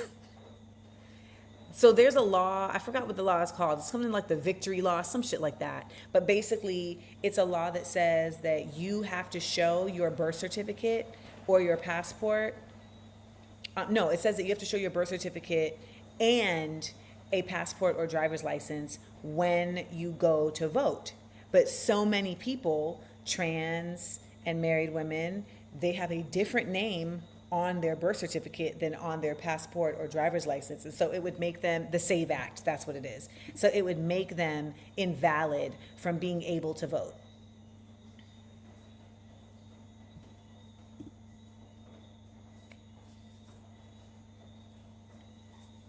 Yeah. Adopted folks, great addition. Yeah. So, I saw this headline and I also thought, that's funny, because the headline said how James Tallarico defeated Jasmine Crockett in Texas Rising Star battle. And again, the how is that he a white man. You didn't have to write a whole 3-minute read, Jay Stahl. You didn't have to write a whole article. He a white man in Texas. They would have voted in a trans man. You hear me? They would have voted in a white trans man before they voted in Jasmine Crockett as the senator of Texas for even running for Texas. Get out of here.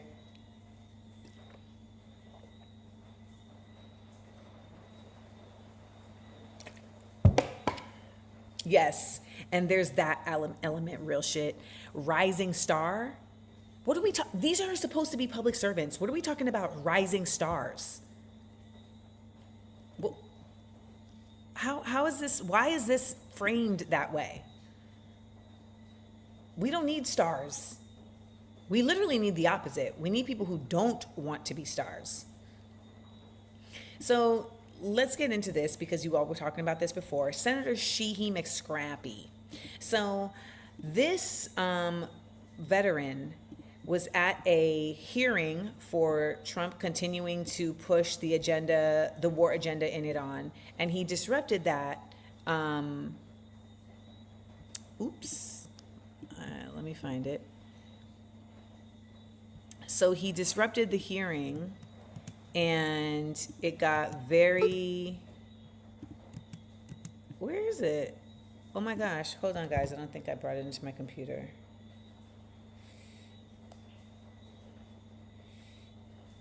Let's find it. Let's find the video. Let's find it. Yeah. Let's find the video. Let's find the video. I found the video. Yeah, it's the video. And it's coming straight to you. I found the video. I found the video. I said I found the video. And I'm gonna show you now. Said I'm gonna show you now. Said I'm gonna show you. Fight for Israel.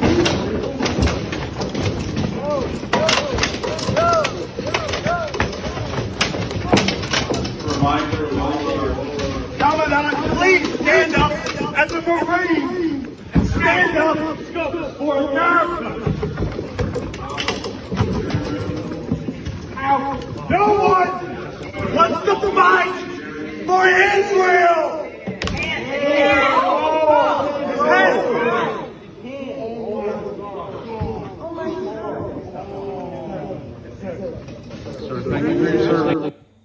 Okay.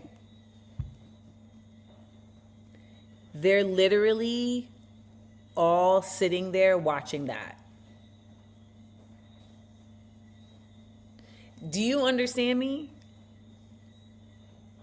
Do you understand that some man literally just said, "Sir, thank you for your service"?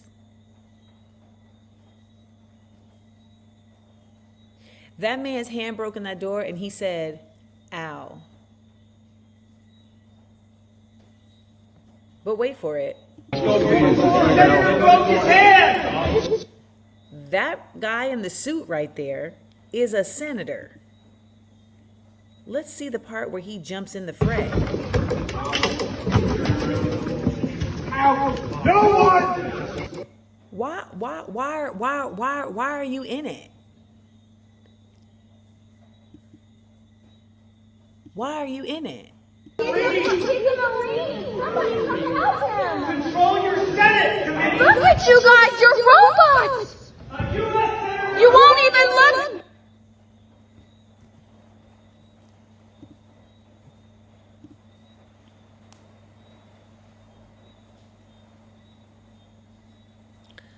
I'm trying to make sense of what. So someone in the comments of that video, because I said what I always say, which is, and y'all sat there looking at it, and they said, well, you wouldn't have done the same thing. They said you wouldn't have done anything. And let me be clear, they are correct. I would not have jumped in for a white Marine. However, all you white people that are sitting there that own guns, that definitely voted for this administration, that are absolutely pro-US, pro-America, pro-military, thank you for your service, how the hell are you not? How the hell are y'all not starting riots in all of these forums? How? Why is that not taking place yet? How is it taking so long for the whites to fight? It's crazy. And it says to me that there's still a protection happening. It's still like, no, we're preserving. We're preserving. Like, we're protecting our homes and protecting our families. That makes sense. But we're also preserving like the sanctity of these places. And watching them be so shocked is also trippy. She's like, you guys just not gonna do anything? Welcome to our world. Welcome. That was happening, and she turned that camera around, and then people was just sitting there like nothing was happening. That's crazy. That senator is the youngest senator he's the youngest Republican senator, and he's only the second youngest senator in Congress after John Ossoff. He is from Montana, and he himself is a former Navy SEAL. So come on now. Miss me with it, with all of it. Please. Oh, my God. Well, that's our 60-second headlines, guys. So we are actually going to be going over to the SEAL Squad for a little late night chat after this. And we're going to be talking about the Clintons. To answer your question. So this is going to be our after show kickback combo. And I know this is something different that I've never done before, but I wanted to give it a whirl where I am basically... where I'm basically letting you all know what the topic is and hoping that that may be the thing that says, you know what, maybe I do need to come over to the SEAL Squad because I want to be on that convo. So if you didn't know, the Clintons volunteered to be, to do a hearing, re the Epstein files. So I'm going to show you the video. And this we're going to be talking about after the show on Patreon.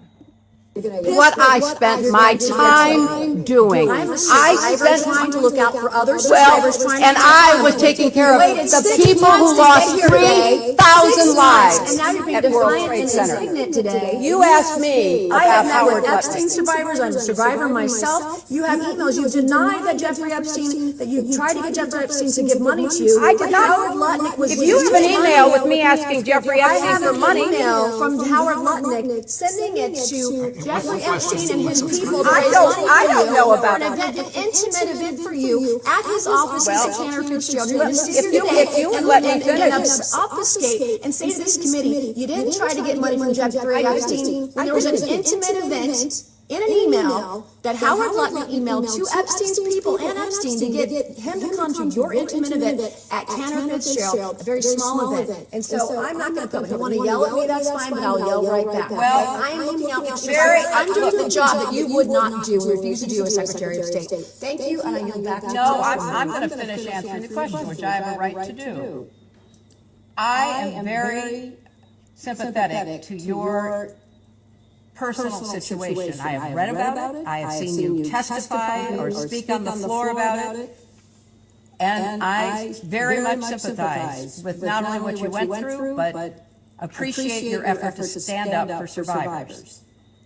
I was a senator representing the people who were murdered on 9/11. Nobody lost more people than Howard Lutnick. You can say whatever you want. You can call him and have him appear before the committee. But I knew him as the man who lost the employees that he knew intimately, including his brother.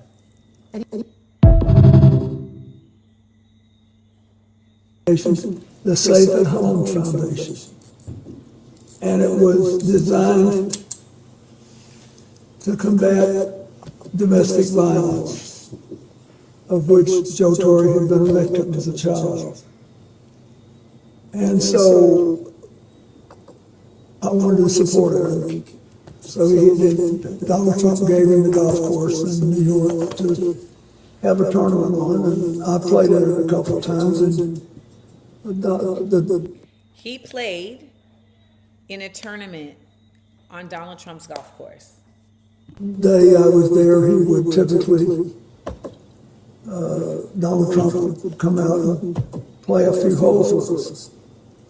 And he somehow knew I had flown in Jeffrey Epstein's aircraft, and he said, you know, we had some great times together over the years, but we fell out, all because of a real estate deal. And he said, I'm sorry it happened. That's all. He just said that he literally just tried to exonerate Donald Trump. Do you recall whether President Trump was the first one to affirmatively bring up the subject of Jeffrey Epstein? No, but I'd be shocked if I did. I just don't do that. I don't, There's also always a black woman willing to put herself in the line of fire to protect these ghouls. And it is deeply disturbing to me how consistent this has been. And I just don't even understand. I'll never, ever understand it. Like never, literally never, ever understand it. when we go over to the show, to the after show kickback, I will show you a surprise picture that takes this to a whole other level and really just again exemplifies the necessity for truth to be spoken loudly in every facet of the world and of life.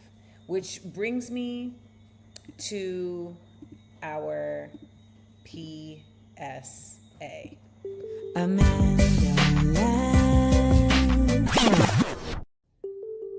PSA.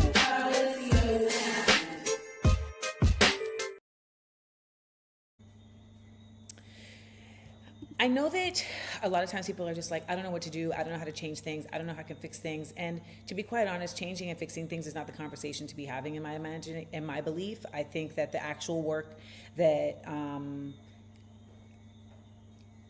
can be applied in real time is there has to be spirit shifting that has to happen simultaneously. And this goes along with what I was saying with Shahem in our earlier interview.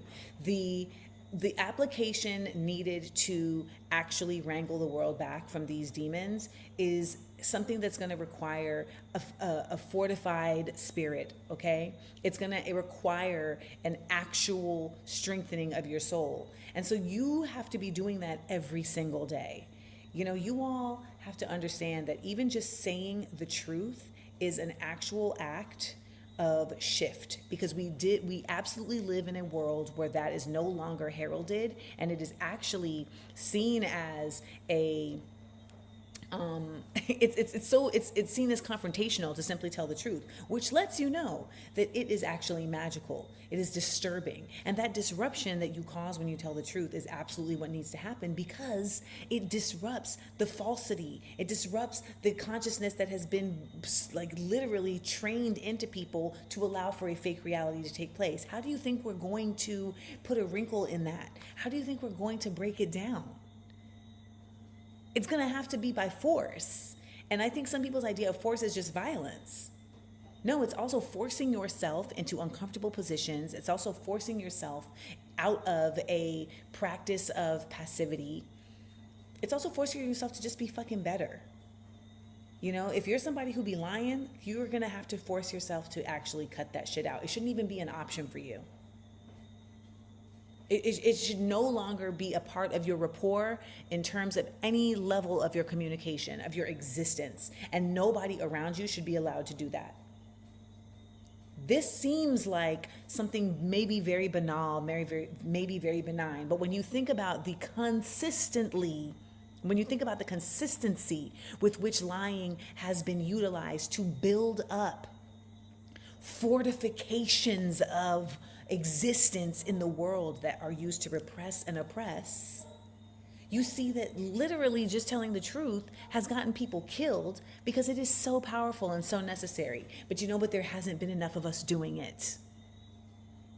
There hasn't been enough truth telling for it to be a movement. That's the movement.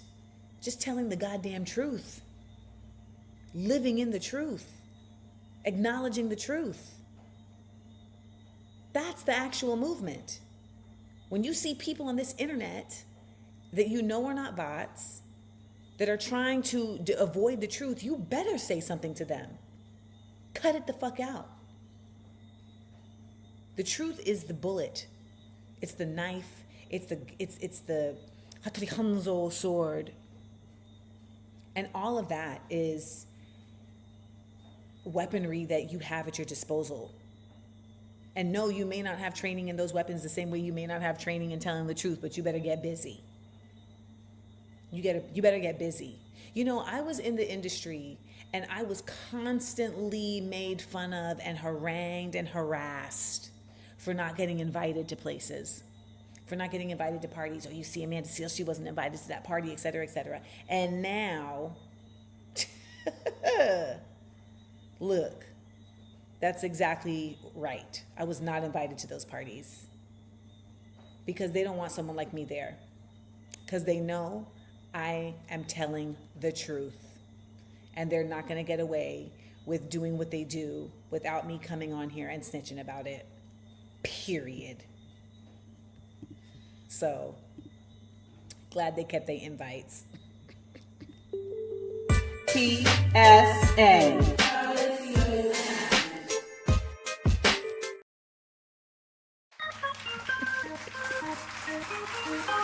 Hey.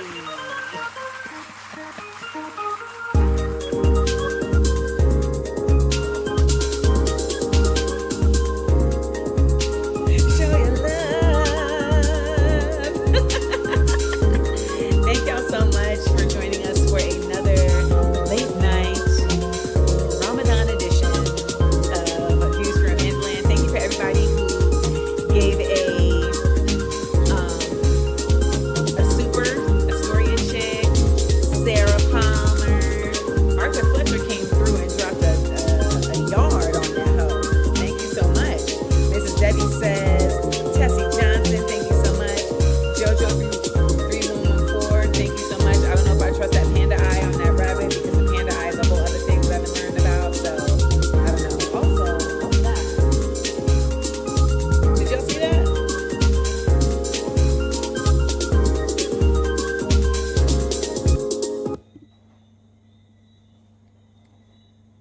Did y'all see that?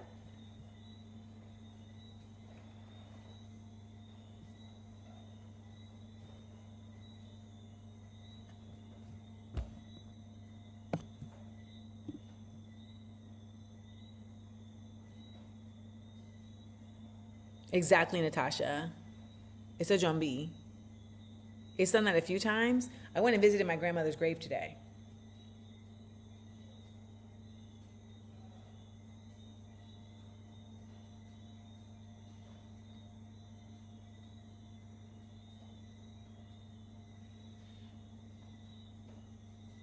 And apparently, a medium had told me last year that my grandmother is one of my guides. And I was like, I don't know, she didn't really rock with me. But I told y'all that my homegirl was like, yeah, but the spirits are different on the other side. And I was like, what do you mean? And she was like, yeah, because they're pure. They're not in the same trauma-ridden space that they are in life. So when they go to the other side, that's like who they really are. And I was like, oh,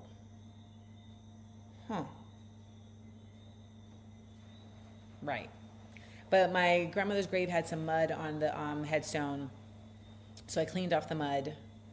And I got some white flowers to put on the headstone. And as I sat, because the graves in Grenada are like kind of like raised. So as I sat on the actual grave, it started raining. And so I sat there through the rain. And the tree in that cemetery in my village of Morris is my favorite tree that I've in the world. Like, I'm obsessed with this tree. And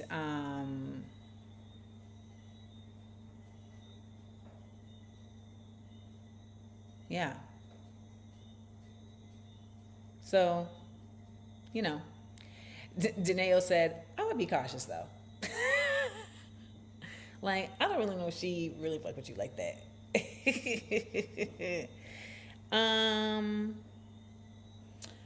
I think the dead don't necessarily want to rock with us, but I also don't consider myself to be a typical regular us. So I am not going looking for them. I am an antenna receiving.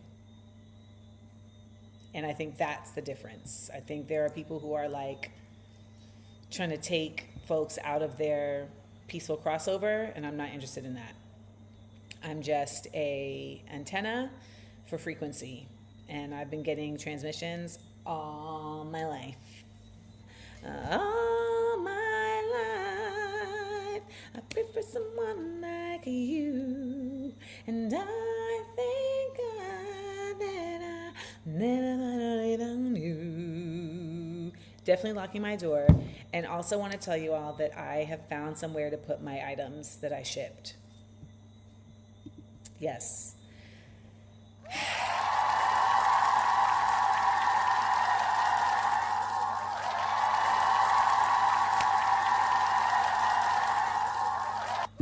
Yeah. Yeah. It's been a long journey. It's been a long journey forward, and we got there. So thank you guys for being here with me on that journey. Barrel? No, honey. This is like not a barrel. It's things, furniture and ting. Anywho, it's been a great one. Thank you to Shahem for joining us. What a lovely person and a lovely interview. And someone asked, will I ever be releasing the new music on streaming? Oh, absolutely. Absolutely. Because I am first got to get it mixed. I'm looking to drop music in April, and it will begin with a listening party on Patreon. Yeah. So that's going to happen. And what's funny is that I'll be putting up just like little songs, little joints, little comedies on the Instagrams and the Patreons, and y'all be like, make that a whole song, please. Make that a whole song. Why are you so pressed? So I actually made that beat with this program called Splice on my phone. Like, how trippy is that? Like, I literally just like, you just like add different sounds together, and it turned out to be a vibe.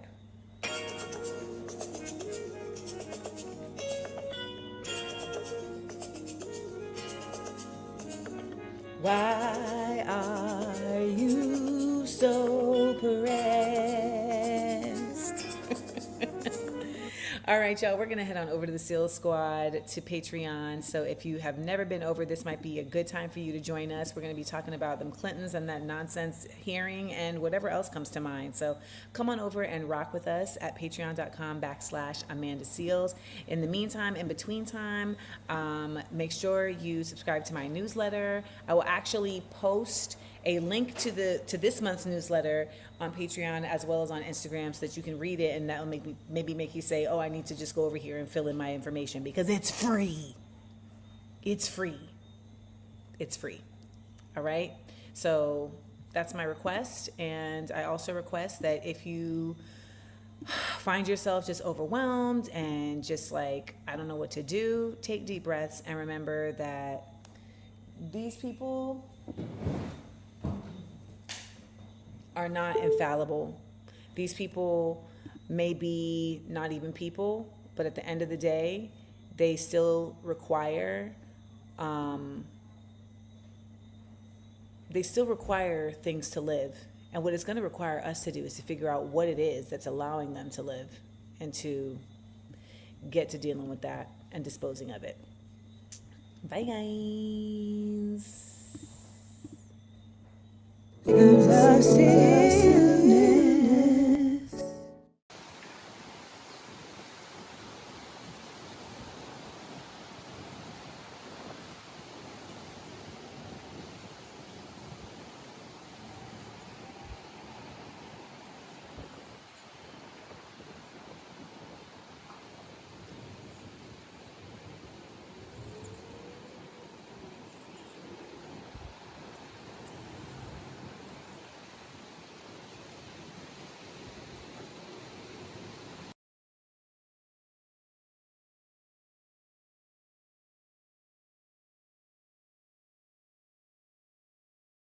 Amanda.